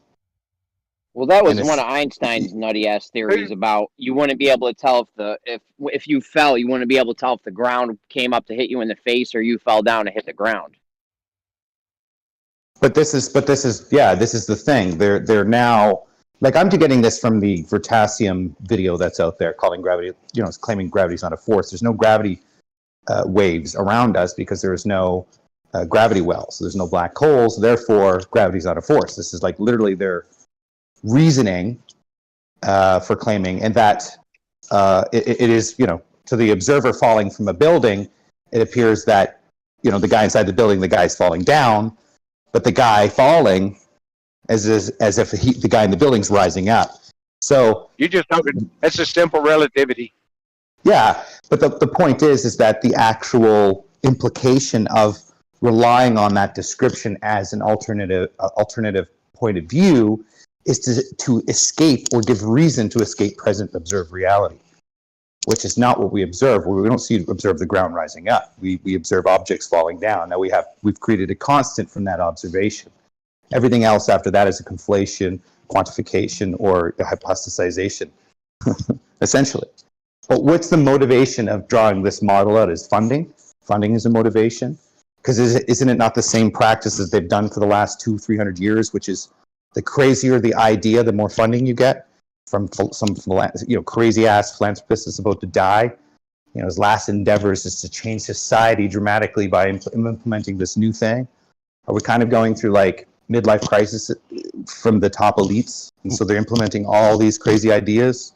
I don't know, but you might be on to something there with the academics that they have to write their thesis, they have to write their whatever, they have to get published, so that they have to come up with something. In order to get funding, they've got to come up with some kind of new idea or a new spin on something. Okay, listen. It hasn't changed, and that's really been the progress of any kind of capitalist idea. In a sense, it's like you're going to capitalize on an idea, and if you're going to, it's the same as religion. If you look in the 1800s, there was 8,000 religions that came out of nowhere, and I think, excuse me, out of those 8,000, 5 major ones emerged, and they all have ties to Freemason. But the whole point is that we have like that cycle, that continuous endeavor to discover, right? But what are we searching for if we're trying to create a probability distribution calculation? Why are we doing it when we know, like, what's that saying? Atheism spurs that intelligence, but at the bottom of atheism is you'll find God. What's that quote? Bottom of the glass, you'll find God. I can't remember the science guy that quoted that. It was a great quote because it truly is why are they searching for it? And so ultimately what it comes down to is you have a wall that you run into, so the only thing you can use it for is psychological effects. Because they know the truth. That's why they're liars. Interesting point. Travis, I think you were going to say something. Yeah, but I'm eating right now. I have a mouthful. Oh, okay. Yeah, I just look at stuff like this and go, okay. I just, it doesn't do anything for me. I don't know what does, even if there's a bow shock out there, let's say there's a bow shock, what does it matter? It's like so far I was away. thinking of that, bro. I didn't want to make the joke, but since you brought it up, what happens when that ball reaches that bow? Does it sling it back after a while? Is there tension there? What happens there? Another $1 billion in funding, you know. Yeah, you have to figure it out, right? Matter. Right. You get all that money in your pocket to work with. Administratively, you got the office page, your overhead, money for cars and holidays and business, everything. It's a joyride after that, all free money. You know what the killer of all this is, bro? Together. Jimbo, when Ranty said the axis of evil before, I'm sure people are aware of what that means, right? They did the cosmic background radiation test, and they found, to their amazement, to their surprise, that the Earth was at the center of the universe. And they said, man, this can't be. So they did the test over again. And guess what they found on the second test? The same thing. So You know what the conclusion? Yeah, the conclusion of all that is, from anywhere in the universe that you did this observation, it would appear as though you're at the center of the universe from any point in the universe. Well, that's what they came up with after to explain the nonsense. Like, they had to come up with that story. And you're right, Left Lane. That's what they came up with. Wherever you are, you're at the center. Yeah, sure. Yeah, isn't that weird? Yeah. Well, here's the funny thing is that even at your own personal view, you're at the center in a 360 As weird as circle. unicorns pooping rainbows. That's yeah. right. That's right. Right. So everything is associated with a sphere or a circle to some degree, even our vision. That's true. Right. Yeah. I say the center of the universe is between your ears and behind your nose, somewhere right there. Well, I know that when you do look out into the heavens, it does represent. It's been calculated from a circle format into a stereographic sphere. It's like taking a flat 24-hour clock and then you're putting it up into the skies, into a celestial sphere. It's quite interesting how they did it philosophically, and the math, with just basic geometry and Euclidean, like for degrees and such. So we're on a plate and we're looking at the inside of a basketball, say, the inner skin, inner hemisphere, is what it appears to be. I'm not saying that's what it is, but visually, from a person's perspective, it looks Jimbo, like, and That's true. And that's how they show it too, Jimbo. Well, that's what I mean. That's what's so wonderful about the mater on the astrolabe and the stereographic projection, is because it's basically taking a flat plane and putting into a sphere on the Earth. So it's literally because you can't like I said, I think Brandon, you've admitted it, and I admitted, is that I cannot reconcile the two polar positions of the rotations in a flat Earth representation. However, what I've noticed in my research is there's no actual plotted position under each poles in any navigation or any literature or any work. So in other words, there's no evidence of anybody traveling directly under the poles. So even though you can have a representation of a ball, the observable, repeatable, testable things is that you observe a level extended plane. Everything else, why that's an extended plane, is a belief at this point. What we all observe is a stationary level plane. Anybody takes a hot air balloon 2,500 feet, 1,500 feet, 5,000 feet, it's going to appear extended outward. You know, that's funny because I get knocked a lot for saying that we see the sun move overhead. And why do I think the sun is close? Because when I look at it, it looks close. It doesn't look 93 million miles away. And I watch it go overhead and I don't feel any motion. I get knocked for relying on my firsthand sense inputs instead of just wandering off and immediately believing someone who's saying, see, when I swing this weight on the end of this rope and it goes like that, that means you live on a giant ball. It just looks like you're on a stationary flat plane with the sun and stars moving above you, but absolutely you're not. You're moving this fast, you're going this fast.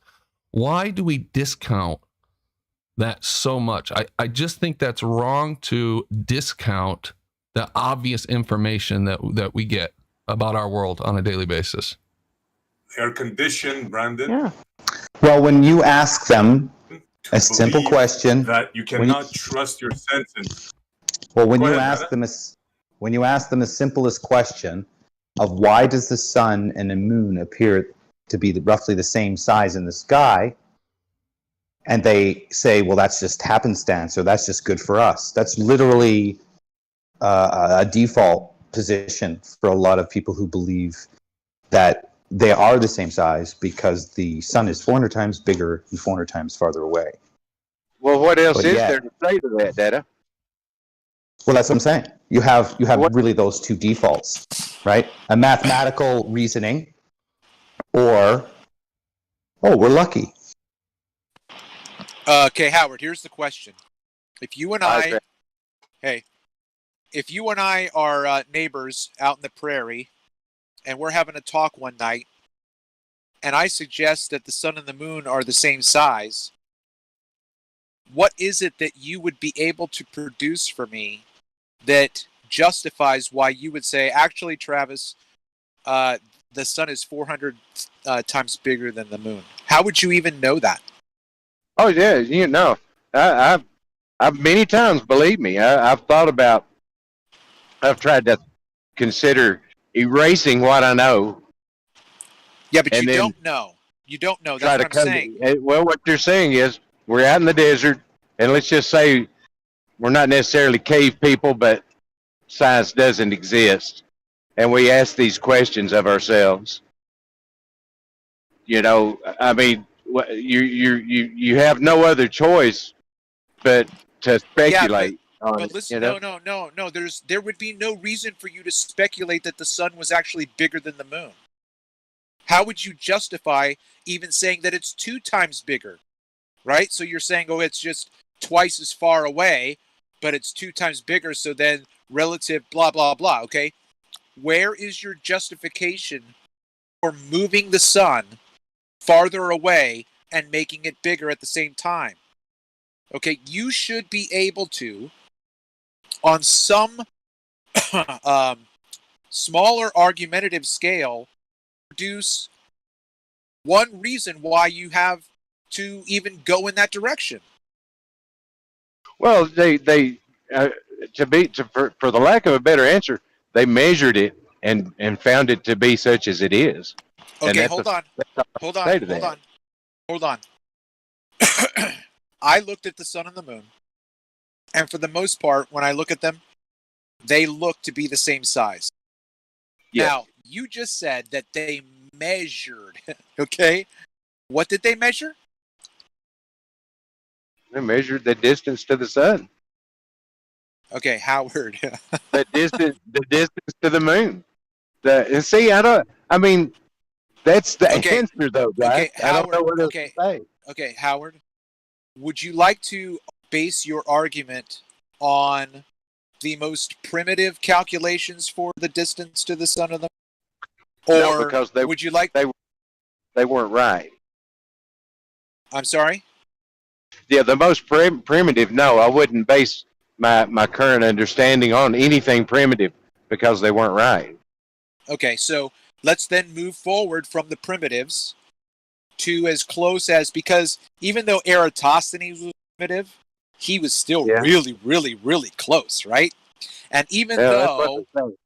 Yeah. And even though Christian Huygens was relatively primitive, he was pretty close. You know, he assumed that the Venus was the same size as the Earth.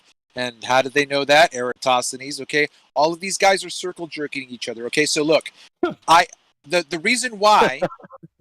Listen, the reason why they produced these images from NASA is to take us away from the empirical argument. Okay, because if you point me, hold on, if you point me to the blue marble, you are now no longer scientific.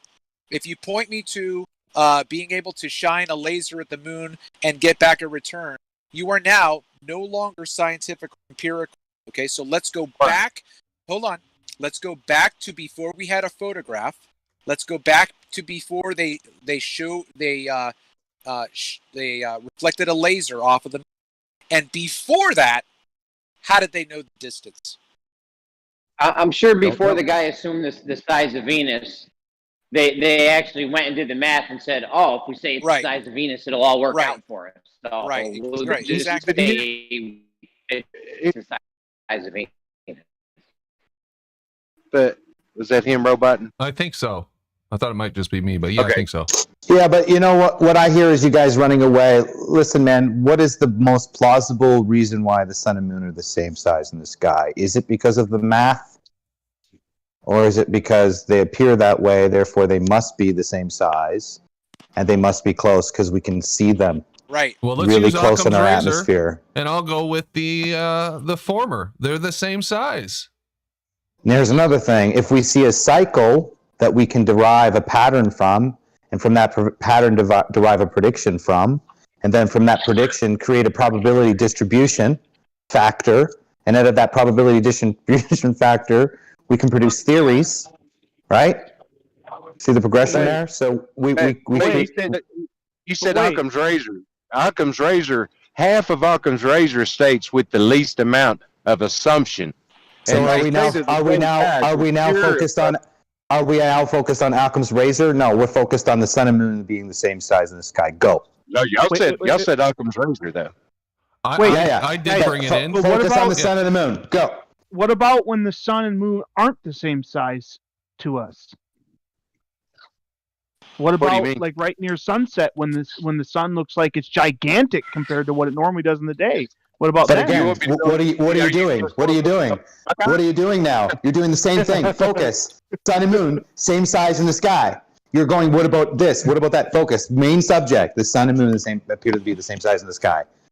That's what we're talking about. But they don't right? If you always talk about that, the same size in the sky. that you can have that argument next.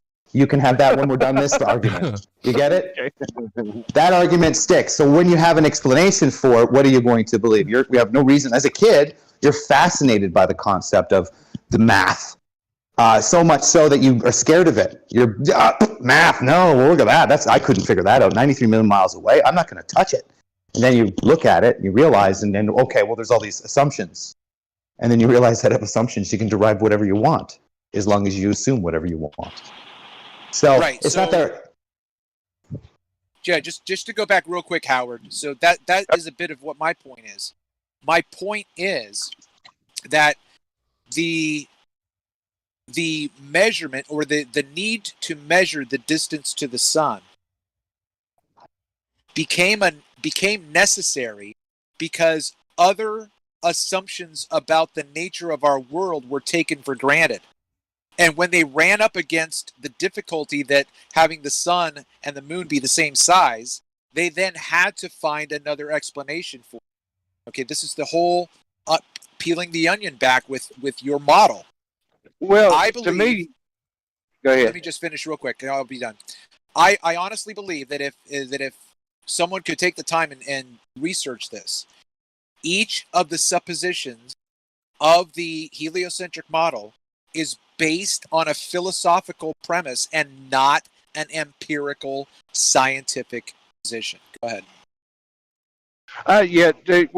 It's interesting. You go back to what is the need to know. It doesn't make any difference in our day-to-day lives, whether the sun is or isn't 93 million miles away. The discovery of all these things were the result of people just wanting to know and exploring and figuring out how to figure all this stuff out. Did they discover them, or were they? Did they discover them, or were they just making it up as they went along? No, that's the difference. But why would they? I mean, why would they just make shit up like that, though? I mean, human beings don't do that ever, right? Okay, here's what I... Wait. I can think of some good reasons, but... Here was Go my ahead, comment Travis. earlier. Here was my comment earlier when I started eating my dinner and I got had my mouth. Okay, look. Here's your answer, Howard. Okay, are you ready? They put it in plain sight. Yeah. The Emperor's new clothes. Okay? You just asked the question, why would they create this story? Because they figured out how to profit from it. So you have these charlatans who come in and they pull the wool over the Emperor. And then they take it to the masses. And then the masses go along because the Emperor says so. Science says so. Okay, but then you have the child who's like, this is bullshit. He's naked. Okay, so the answer to your question is, Howard, very, very simple. They understood that, taking this back to limited resources, by having a scientific paper proving that our resources are limited, we've got to now jack up the prices. Or if I'm going to create this story about the nature of our world, and each of my arguments has to be sustained by other, and even you did it, Howard. You said, how big is that really? You see how small that is? You wouldn't even be able to tell. That's the spin. The thread was so fine by these tailors, you can't even feel it. But it's there. He's naked, but come on.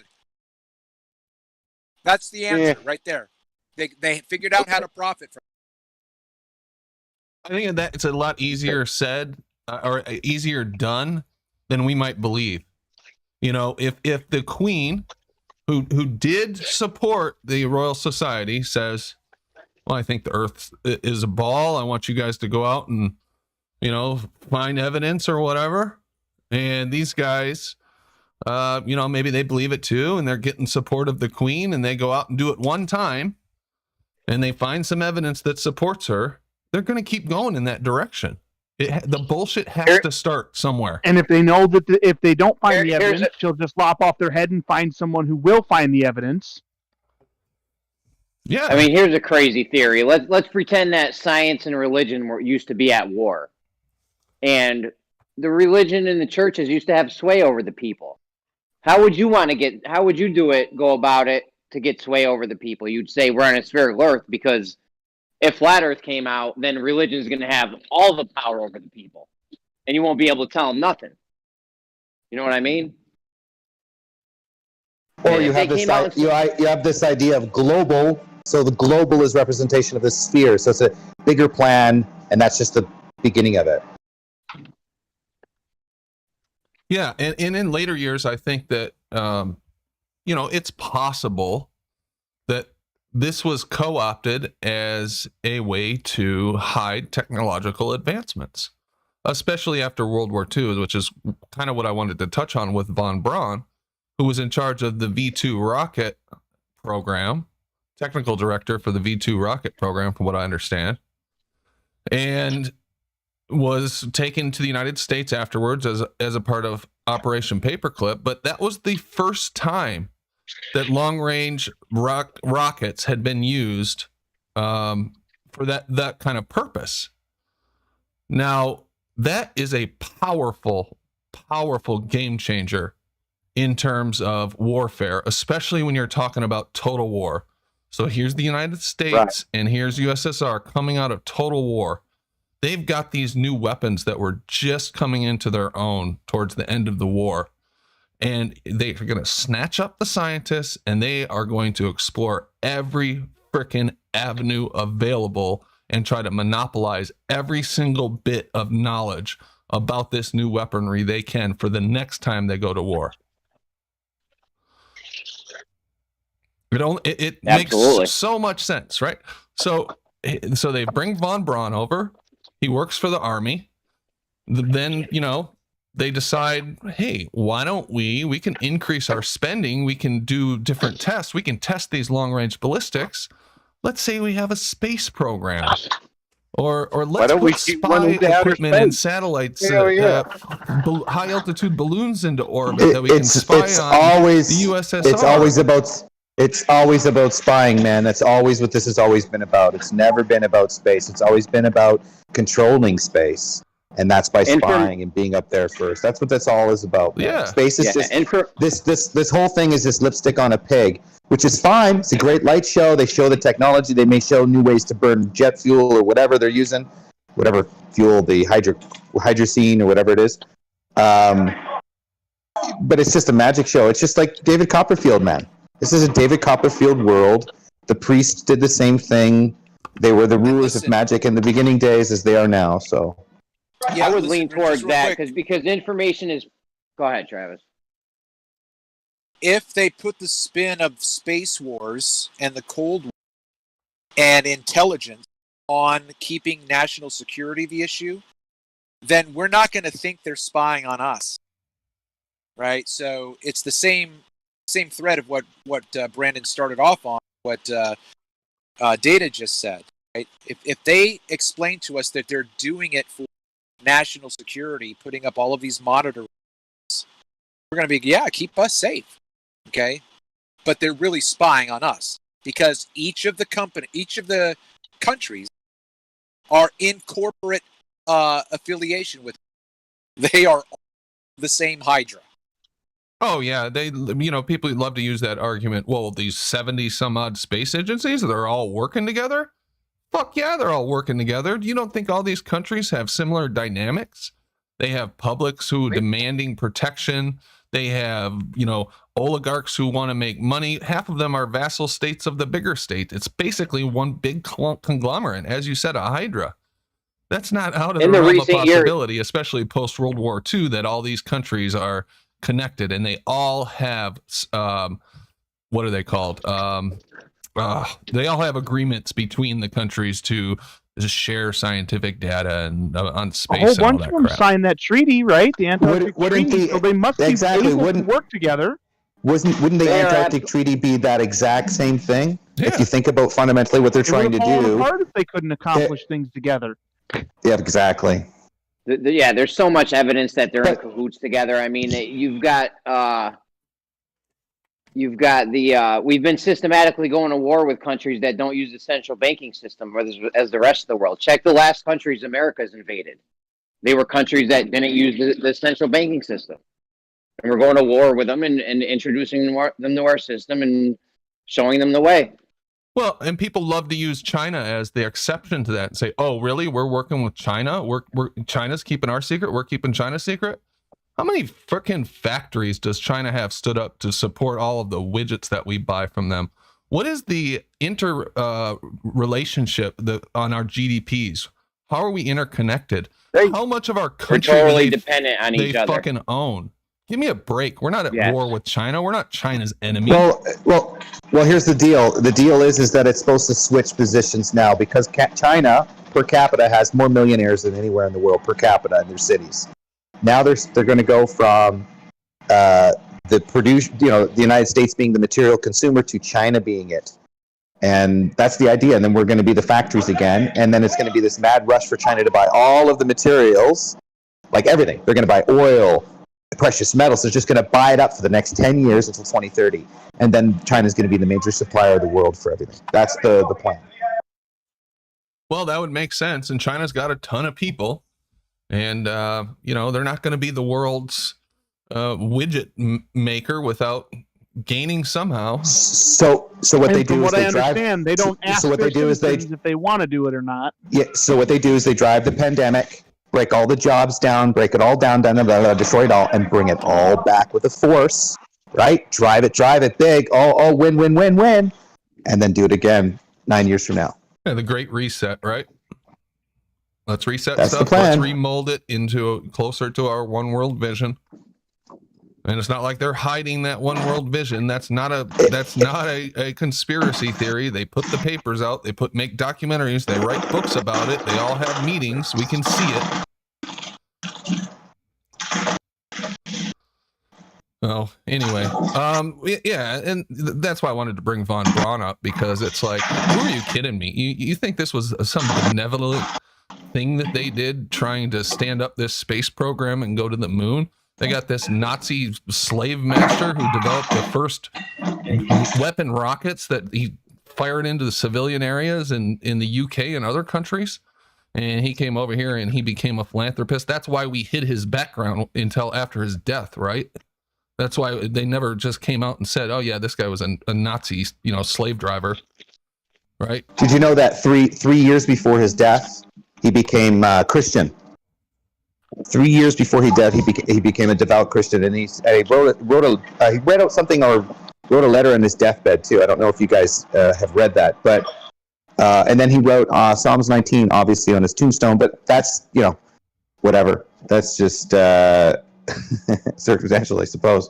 But yeah, and 3 years before he died, he turned into a major evangelist Christian. Yeah, I mean, he was a three-dimensional person. I'm sure some of what happened to him was circumstance, and he's got this great talent at technology and whatnot, and probably thrust himself into the middle of something. Whatever, he is who he is.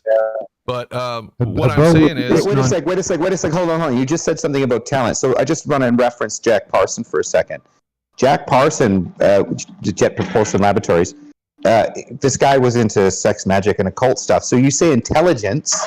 And I think in my mind, I'm like, okay, if you're intelligent, is part of your intelligence telling you that there's spirit demons that you want to, conjure up in the hopes of science? Like, are you telling me that this is really your belief system? Like, that's supposedly Jack Parsons. I don't know about Werner von Braun's prior belief system, but he turned Christian. So what would that indicate? I don't know. Well, just a point on the wording on gravestones. More often than not, it's someone in the family who decides what's written on it, not the person who passes. And I have personal experience with that. So I don't think he chose that psalm to be written on his headstone.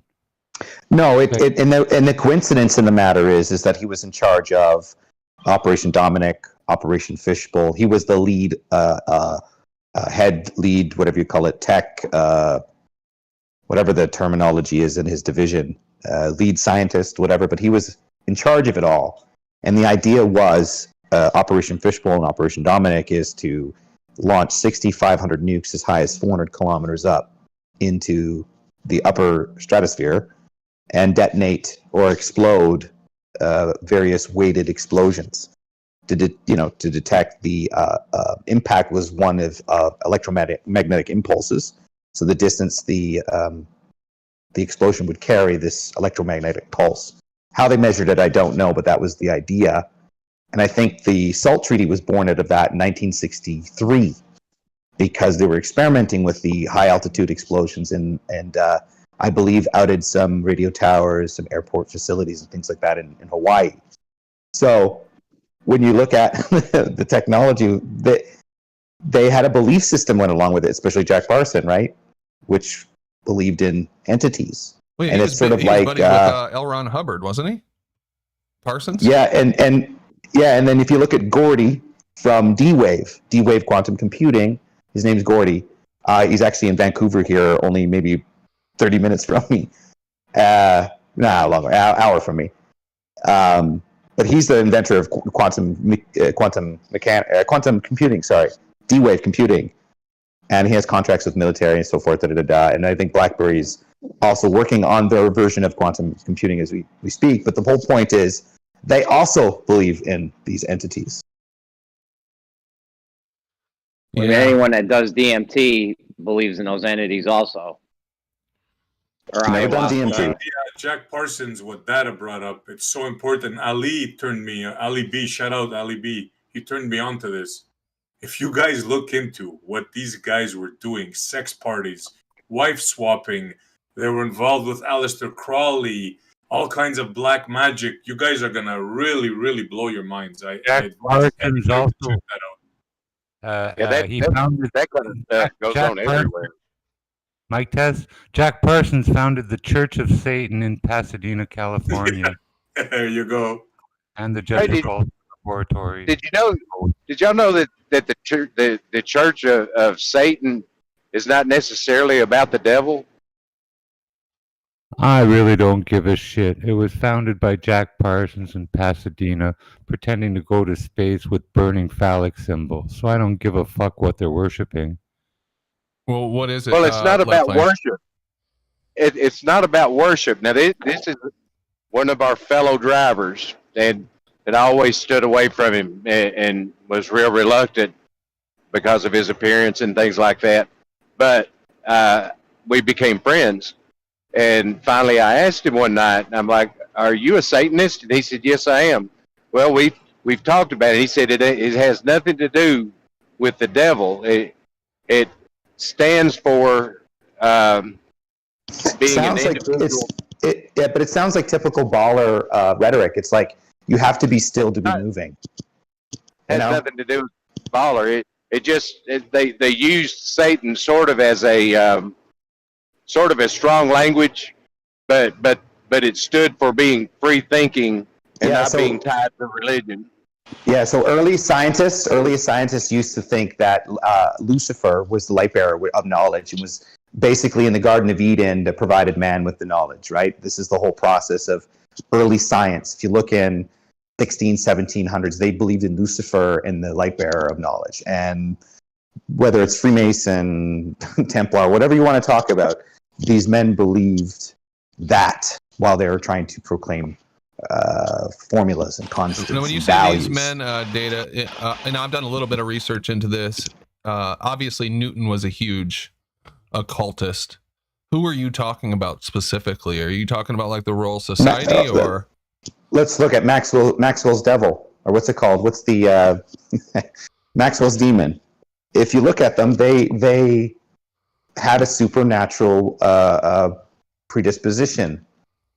While they're coming up with these equations and formulas and understandings of the universe, right? They believe the mythology in their math. They believe the mythology in their philosophy of life, right? So the mythology is sort of taken a precedent over reality. It's as if Lucifer is they're manifesting it through the language, through the math, and through the idea of future transhumanism, which I believe is like a Joachim prophecy, which is like a Jesuit tradition. It's bizarreness, man. It's just based in philosophy. It's the same as the Great Reset. I didn't hear if he said it. Howard, can you finish and say what is Satan an acronym? Does it stand for it? What does it stand for? It's just a symbolic of free thinking without regard to religion. Okay, so the letters doesn't stand for something. It's just right. Travis, you're cutting that a little. Okay, so each of the letters doesn't stand for something. No, not. Yes, it does. Hold on. I do remember him telling me something about it being an acronym, but I can't tell you for the life of me what it was. Okay, well, you're right about that. Okay, well, that can be looked up later on. My question, is, what was it that made you ask him that question to begin with? Yeah, I mean, it was. I had heard somebody mention it, and he has the appearance, I guess you would say. He's a tall, slim guy, long black hair, big hoop. The large bore earring, tattooed up. He just had the look. And if such thing, I stereotyped him just by the way he looked, and I was right. Yeah, I guess for me, just real quick to wrap it up, is just to say it would be really counterintuitive for me to create a religion with the word Satan, right? I mean, that's like, I guess, I agree. lack of right. So I'm going to create a society and call it Adolf Hitler's camp, right? Why would I do that? Okay, Right. it makes no sense.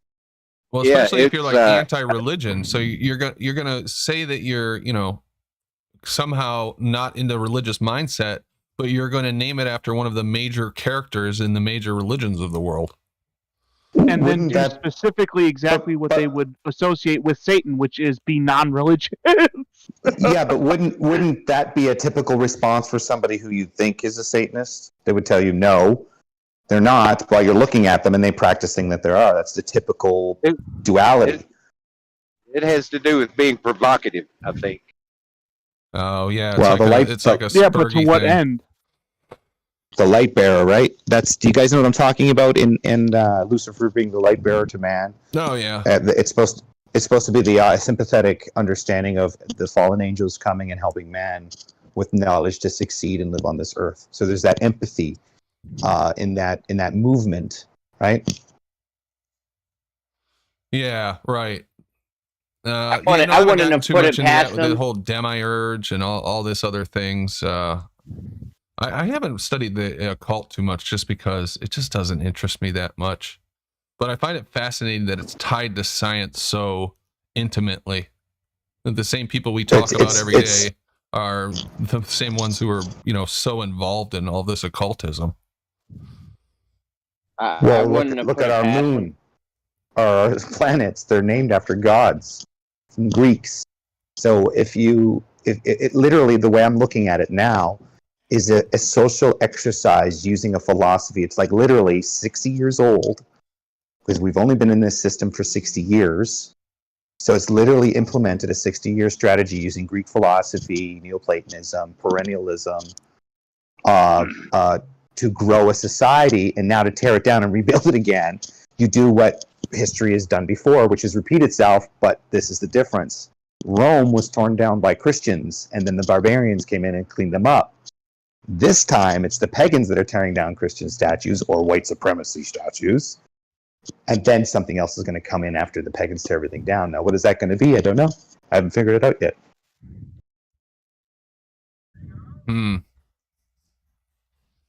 I wouldn't have put it past them to have switched God and the devil's places, like in the Garden of Eden. The snake wanted to give us the knowledge of good and evil. You'd think knowledge is a good thing. And then you've got God not wanting to have the knowledge, and God does all these evil things throughout the Bible. I mean, I don't know. Could have been edited, maybe not. Who knows? That's the thing. We have to rely on these, people hundreds of years ago. I'm not an expert in it. I know Travis has got a lot of knowledge around the, the origin of a lot of the religious documents and the texts and how they were written and stuff, but it's hard to trust anything that was written that long ago and has unknown origins, in my opinion, especially when it came from powerful people who were ruling the earth, essentially, at some point, worked for kings and queens, whatnot. Well, like I said, they had a grooming, right? They had a grooming of society. If anything, if you've ever noticed, it's just been constant grooming.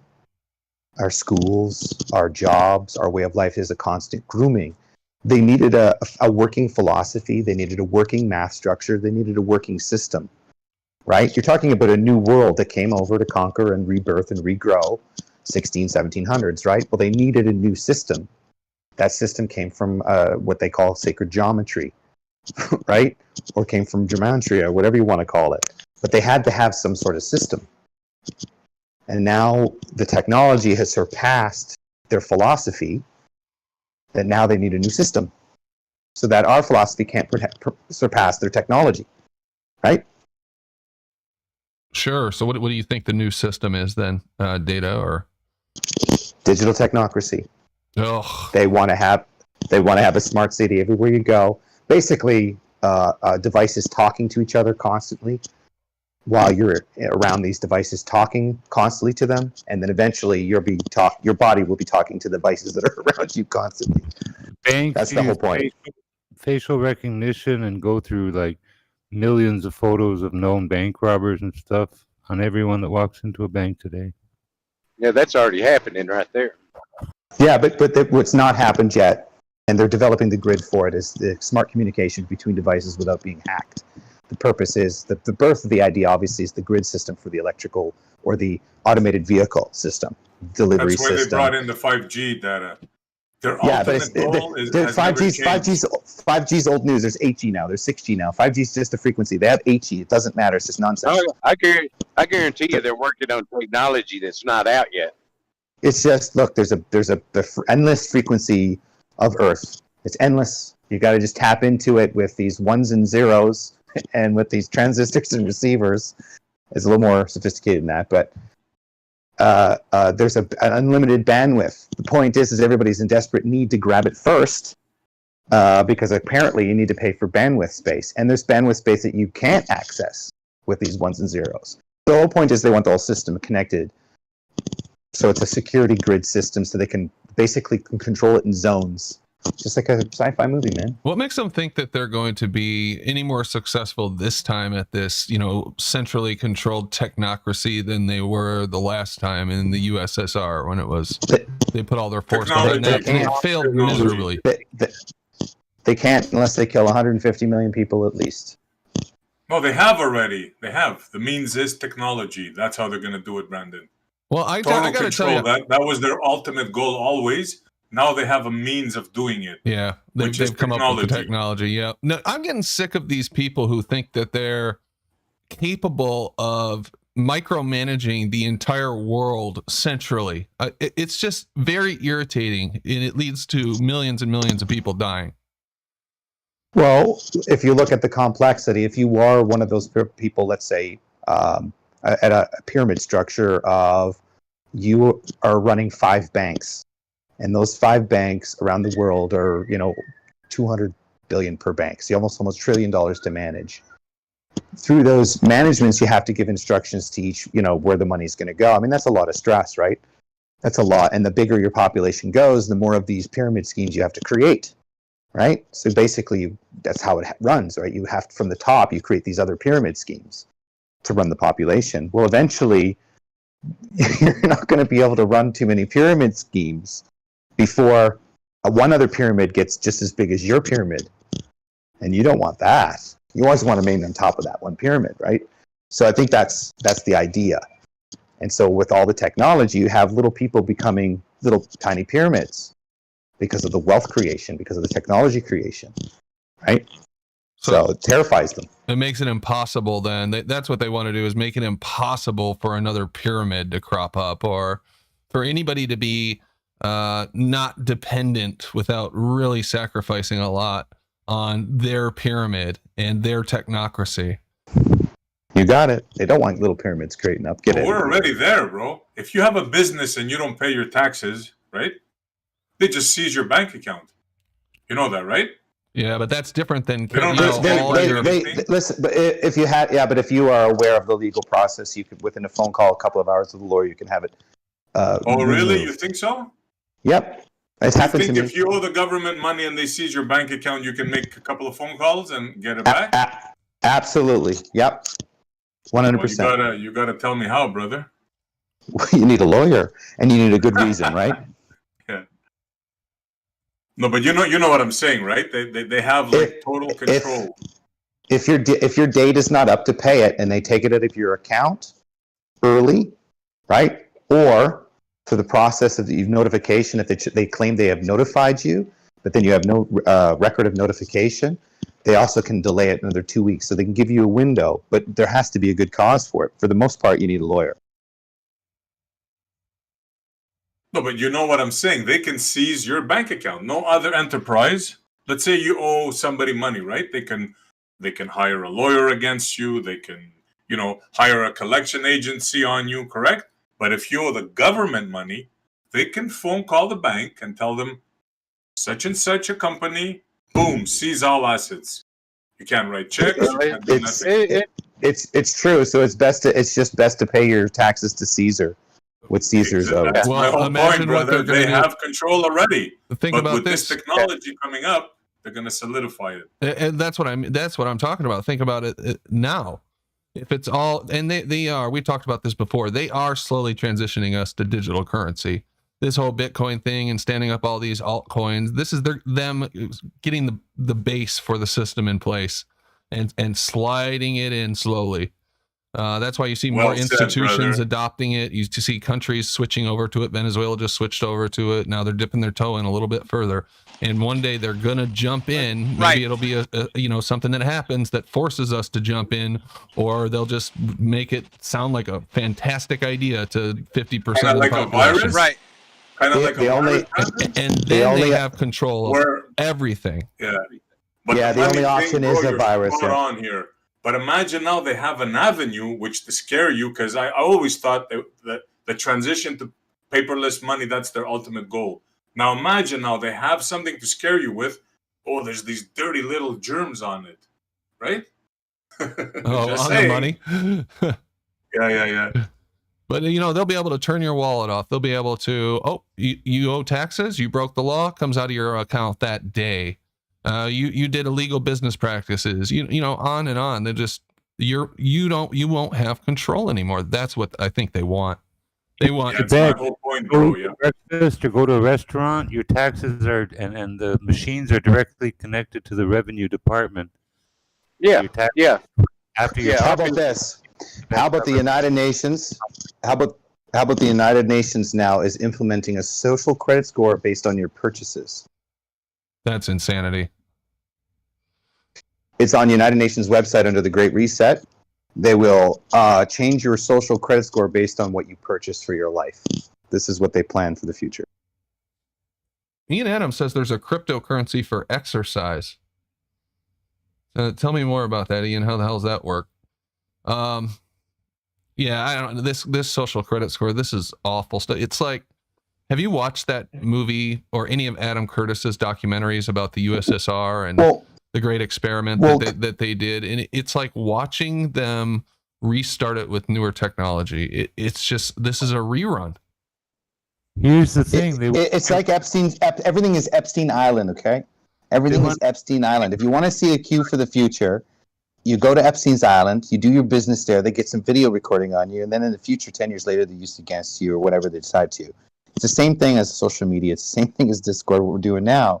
We're on Epstein's Island right now. We're saying all these things against the government, all these things against the politicians, all against the kings and queens, right? Yeah. On the record, too. On their platform. Yeah. Does your phone ever give you a notification that Discord has been detected using your microphone? No, I don't think so. Yeah, it listens in. Discord does? Your phone will, and your phone will listen in to you. You can have, it'll pick up on keywords and they've actually done, Do you know how it works though? Only if you have the app. If you only have the apps. Okay, so I have two phones. I have a burner phone. I use one phone for business and friendship and da-da-da-da. Then I have a burner phone that has all the social apps on it with no contacts, nothing. Because the whole point is every time you use an app, dude, they go into your text messages list. Well, not all apps. Maybe I'm generalizing here, but some. Go in and look at your photographs. Go in and look at your email texts, your phone texts, your calls, how many times you call a day, where you call, where your calls are from, right? What numbers you're going to.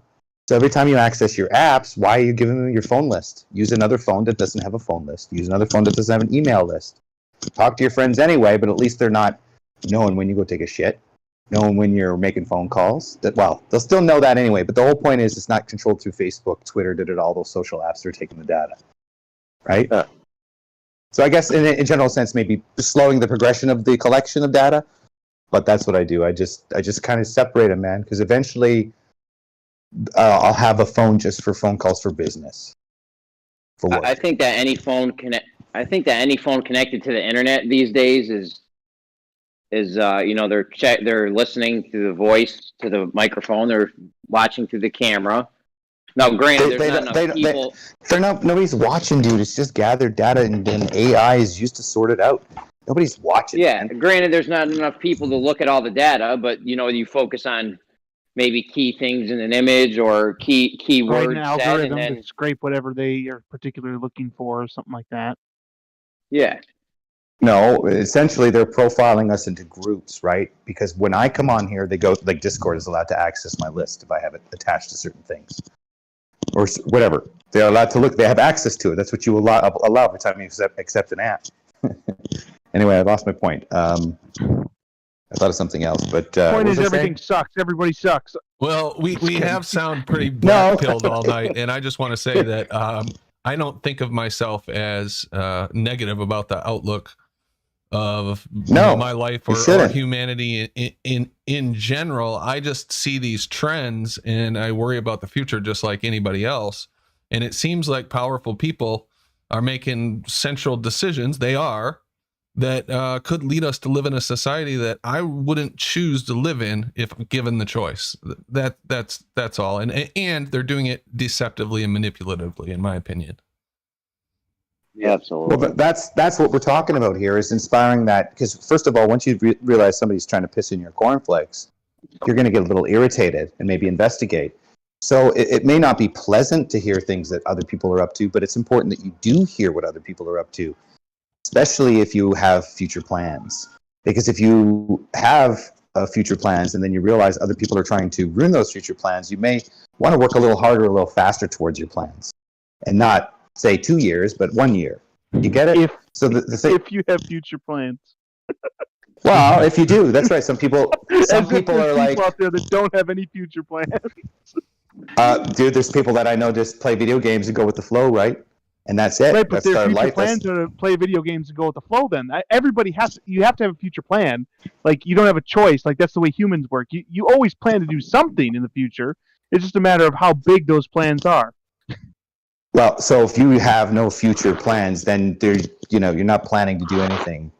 Doing routine is not necessarily a future plan.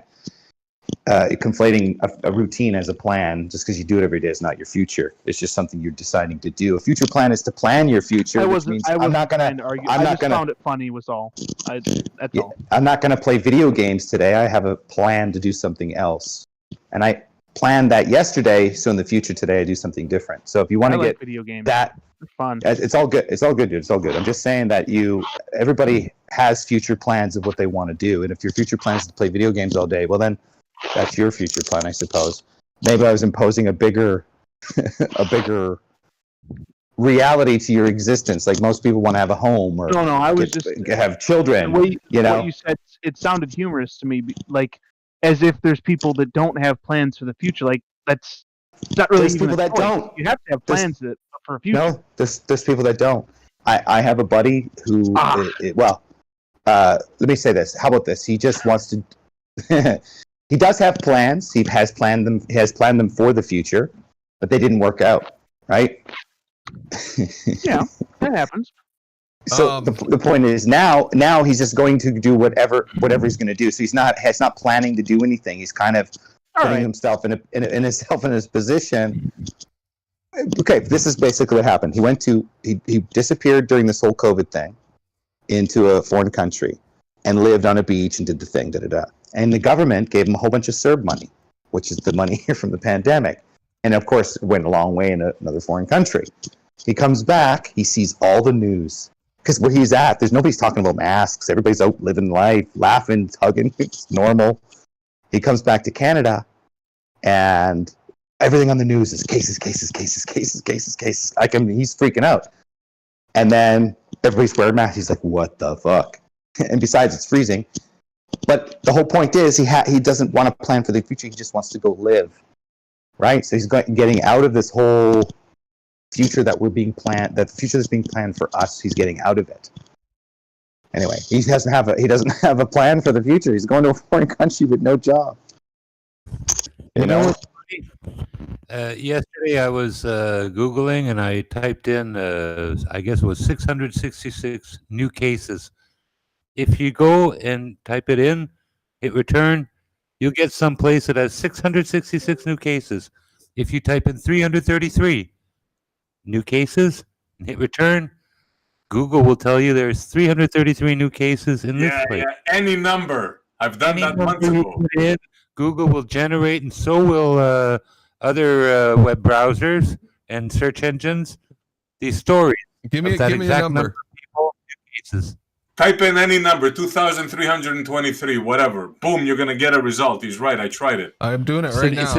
Type in 93 million. Type in 93 million. yeah, I never tried that. All right, let's try that. 93. There's probably a limit to it. They're like, no more than this. 93 million new cases COVID. Nope, it didn't go that high. Let's try for 930,000. Oh, stop it. Okay, let's try this. 930,000. See how high this puppy goes. Nope. They must have changed it, bro. That is I strange, typed though. in any number before. I'd I love gotta to see try a it again. statistical analysis if this is possible for this to be. Let's do 10,721. If Has to be if it's programmed possible in for this the to be. algorithm. They programmed it. Oh, yep. There have been 10,721 cases of COVID-19 identified in Chicago, April 16th, 2020. LOL. There's more. There's I don't- multiple. They had the same number on December 24th, 2020 in Kosovo. Come on now. What are the odds of that, huh? Look at that math going on. I'm buying Lotto 649 tonight, a whole bunch of tickets, because if it's Personally, that I easy- don't see any issue with that. Vanderburgh County adds 18 cases. They had total tested 10,721. You see anything odd with this? Says the guy who believes we live on a spinning ball. I don't, Right. I guess it is kind of odd that you can type in any number and get a response on it, but Is that crazy or what? 9,973. Yep. Iowa. That happened in Iowa, Michigan, Montana. What about 66? What about 66,600 cases? Well, let's see. high. Yep. Well, the 66,600 new coronavirus cases. Parts of U.S. scramble to shut down as county breaks another record. July 11th, 2020. That one's in multiple. Many. Wow, are we in trouble?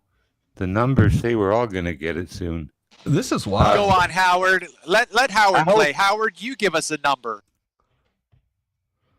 see, I don't know. Hey, how about this? 1,000? How about What? pick two different interstate corridors that you run and just put those four numbers together. Oh, that would be easy. 90. 10, 20, 30, 40. 10, 20, 30, 40. 10, Let's see. 20.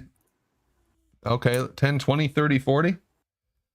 Yep. That's a big number. That one might not come back. They're all east-westers, too. Yeah, that's my route. 10, 20, 30, 40. I'm sure 10, 20, and 30, 40 are on there. Let's try that. 30, 40. Yep, 30, 40's there. South Carolina, 30, 40. Thailand. It's always multiple places. Thurston County. I don't know. I'd love to see a statistical analysis on if this could be organic or not. This is just weird. Yeah, it is. It is strange. All right. So just to you know, clarify, how many 66,600 came up? Like a list of them? Yeah, there was quite a few. I'll do it again. Too funny. Yep, there's one. John Hopkins. 2, 3. I mean, there's 103,000 results. I don't know how many have 66,600, but quite a few as I'm looking through them. Yeah, quite a few. Florida. So what are the odds of that being the case? I don't know, but they're these are different time periods Zero. too. These are separate reports. That was a joke and nobody laughed. I was like, what would be the case anyway? We're not very good at catching on to humor tonight, I don't think. All right, well, Well, it's not. let's do final thoughts. It's 7:50. I got some dinner getting cold, so I'm very hungry. We'll start off at the top.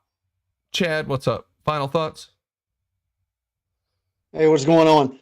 I want to comment. I think Jeremy brought up something about what if they have something where they teach God everything is backwards. Well, they already do that. Her name was Elena Blavatsky, and the Secret Doctrine that teaches that whole thing. And when y'all were talking about Von Braun and Jack Parsons and stuff, I don't know if y'all ever seen the series Secret Space 1, 2. It's by Chris Everard, and he's got like Illuminati 2, Illuminati 3, 4. Talks about all that stuff. where the whole Masonic thing about the space and everything being tied to Aleister Crowley and L. Ron Hubbard and all the occult and stuff. Anyway, if y'all wanted to check that out, or if y'all already heard about all that, great show, Brandon. Thanks. Yeah, that sounds interesting. Secret Space by, you said Chris Everhard? Everard, yeah. Okay. What's that on, Netflix or YouTube, or is that something else? I just downloaded all that shit off of the Pirate Bay, but I first came across it on YouTube. I don't know if it'd still be on there or not. I mean, you can try searching for it. Yeah, I'll check that out, man. That sounds interesting. Cool. All right, thanks, man, thanks. Thanks, Jed. Data. I got two things to say. First is the coincidence for Psalms 19, 19:1. Werner von Braun's tombstone just happenstance to be there, which means the firmament basically the firmament is the work of God's hands, and he shows it. And he happens to be responsible for Operation Fishbowl, Operation Dominic, which is shooting ballistics up into the skies. The second one was L. Ron Hubbard got his fame by producing a book called Dianetics, which is the power of suggestion, essentially. So basically, a lot of the research study was done on two patients at doing roughly the same operation, and one patient was talked negatively about, and the second was talked positively about, and you have two different results. And this is proceeded to, experiment after experiment, basically indicating the power of suggestion is real to a certain degree. And a good show. Thank you. Thanks, Data. Global Virus Foe. Good show. As usual, just awesome. Cool. Thank you, man. Travis. Yeah, I don't know if I'm coming in clear. You guys are breaking up for me. Yeah, you were a little choppy there. Just carry on. All right. Thanks, Travis. Jeremy. Jimbo. Good show, and I think basically when it comes to money in this world, they're trying to eliminate it for everyone, including cryptocurrency, which is like a phony, non-existent money, or and I don't know what they have to replace it with or what's in store, but it'll be a cash-free society. Yep, absolutely. Thanks, Jimbo. Howard. Not much. Enjoyed the convo tonight, and I'll see you guys tomorrow probably. Cool. Thanks, Howard. Aaron. Good show, everybody. Gotta go. Thanks, Brandon. Thanks, dude. Rakia. Essie. Yes, sir. Oh, what a great show we had tonight. I really enjoyed it. I'd like to say, if anybody doubts that human beings cannot hunt a species almost to extinction and severely diminish it, just have a look, Google Buffalo Bill and buffaloes in Americas. That's it. That's all I got. Peace out, everybody. Thank you, Essie. And Bob. Don't take what people say as true just because they say it, even if you can Google things that are similar. And especially don't take them as true if they directly contradict the things that you can experience yourself and have experienced yourself your entire life. Well said, Bob. Thank you very much. I think I see George just joined. I don't know if you wanted to say anything here, George, at the end. We're at final thoughts. No? All right. Thanks to the panel. Oh, go ahead, man. No, I mean, I just came in about 15 minutes ago, so I have no idea what was discussed. Okay. So no final thoughts. All right. No problem, man. I wanted to thank everybody on the panel. Very good conversation. That was very enjoyable. We just kind of let it flow from start to end, and I thought it was a really, really good stuff covered in there.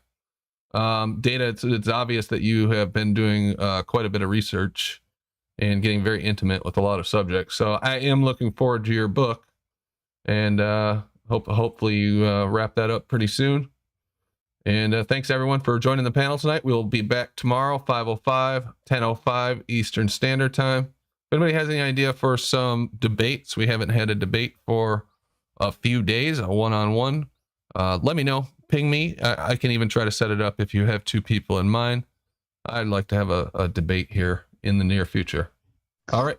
Well, how about this, Brandon, in your next show in the beginning, why don't you just hold a couple of minutes in the beginning of your next show, what you want to debate about, maybe like kind of like a top 10 thing, and then that way they can within a couple of minutes of your show, you know what your next show is going to be about. Something like that. Just an idea. Yeah. Because I'd like to give you I'd like to give you a suggestion on your next show. Okay, go for it. What's the suggestion? No. On your next show, when you actually bring everybody in, we're all just talking ideas about the idea of the debate. Because, I mean, do you really want to talk about air pressure, laws of thermodynamics? No. Zero point energy, you know what I mean? Like this nonsense stuff. Or do you want to talk about, I don't know, like that's the thing. We bring ideas together, you can discuss it. I think what you're doing by having these alternate discussions on the occult and trigonometry and things, I think one idea is simulation programs that we use to predict probabilities, and how they use it for. I've always wanted to see this done because it's truly how they run the world. Is, let's say you have grains and you have corn and you have oil and you have ethanols, and they actually use mathematical models to run these systems, right? But a lot of the people don't understand how they're derived. And I'm still working on the origins of all these models, but it stems from like logarithms, algorithms, and I guess basically the longer the algorithm, the better predictability, but the longer it takes to process, so the faster processing you need. So it's a catch-22. Do you see what I mean? Sure. Yeah, that would be an interesting topic. I don't have any personal expertise there, but I'm sure somebody around here does. Or what about the entities in the D-wave quantum computing? Like, people actually believe that in the quantum state, there's an entity there. No, that's like a demonic thing. Fascinating. Yeah. Right? Because there are people that actually, and what's really systemic about that idea is that it's not new at all. They thought this thousands of years ago, the same thing. Except for now. If there is an entity there, why does it have to be demonic? Well, here's the thing. They are saying, not me, they're saying they don't give a fuck about you.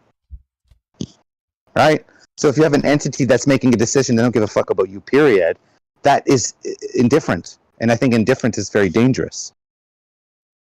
Yeah, I'd agree with that. Yeah, that's a good point. Yeah. I'd be interested in hearing more about that too. But here, let me close out the show, and definitely interested to hear the topic ideas though. Thanks again, everybody. I'll be back. Okay. Well, that was good stuff. I hope you guys enjoyed that conversation, and I appreciated it. Anybody is open to join the panel too. I don't know if everybody out there knows that, but you can come into Discord. It's Ranty Flat Earth's server, and there should be an invitation in the description for each show. Pop on in, say hello, just sit in there and listen.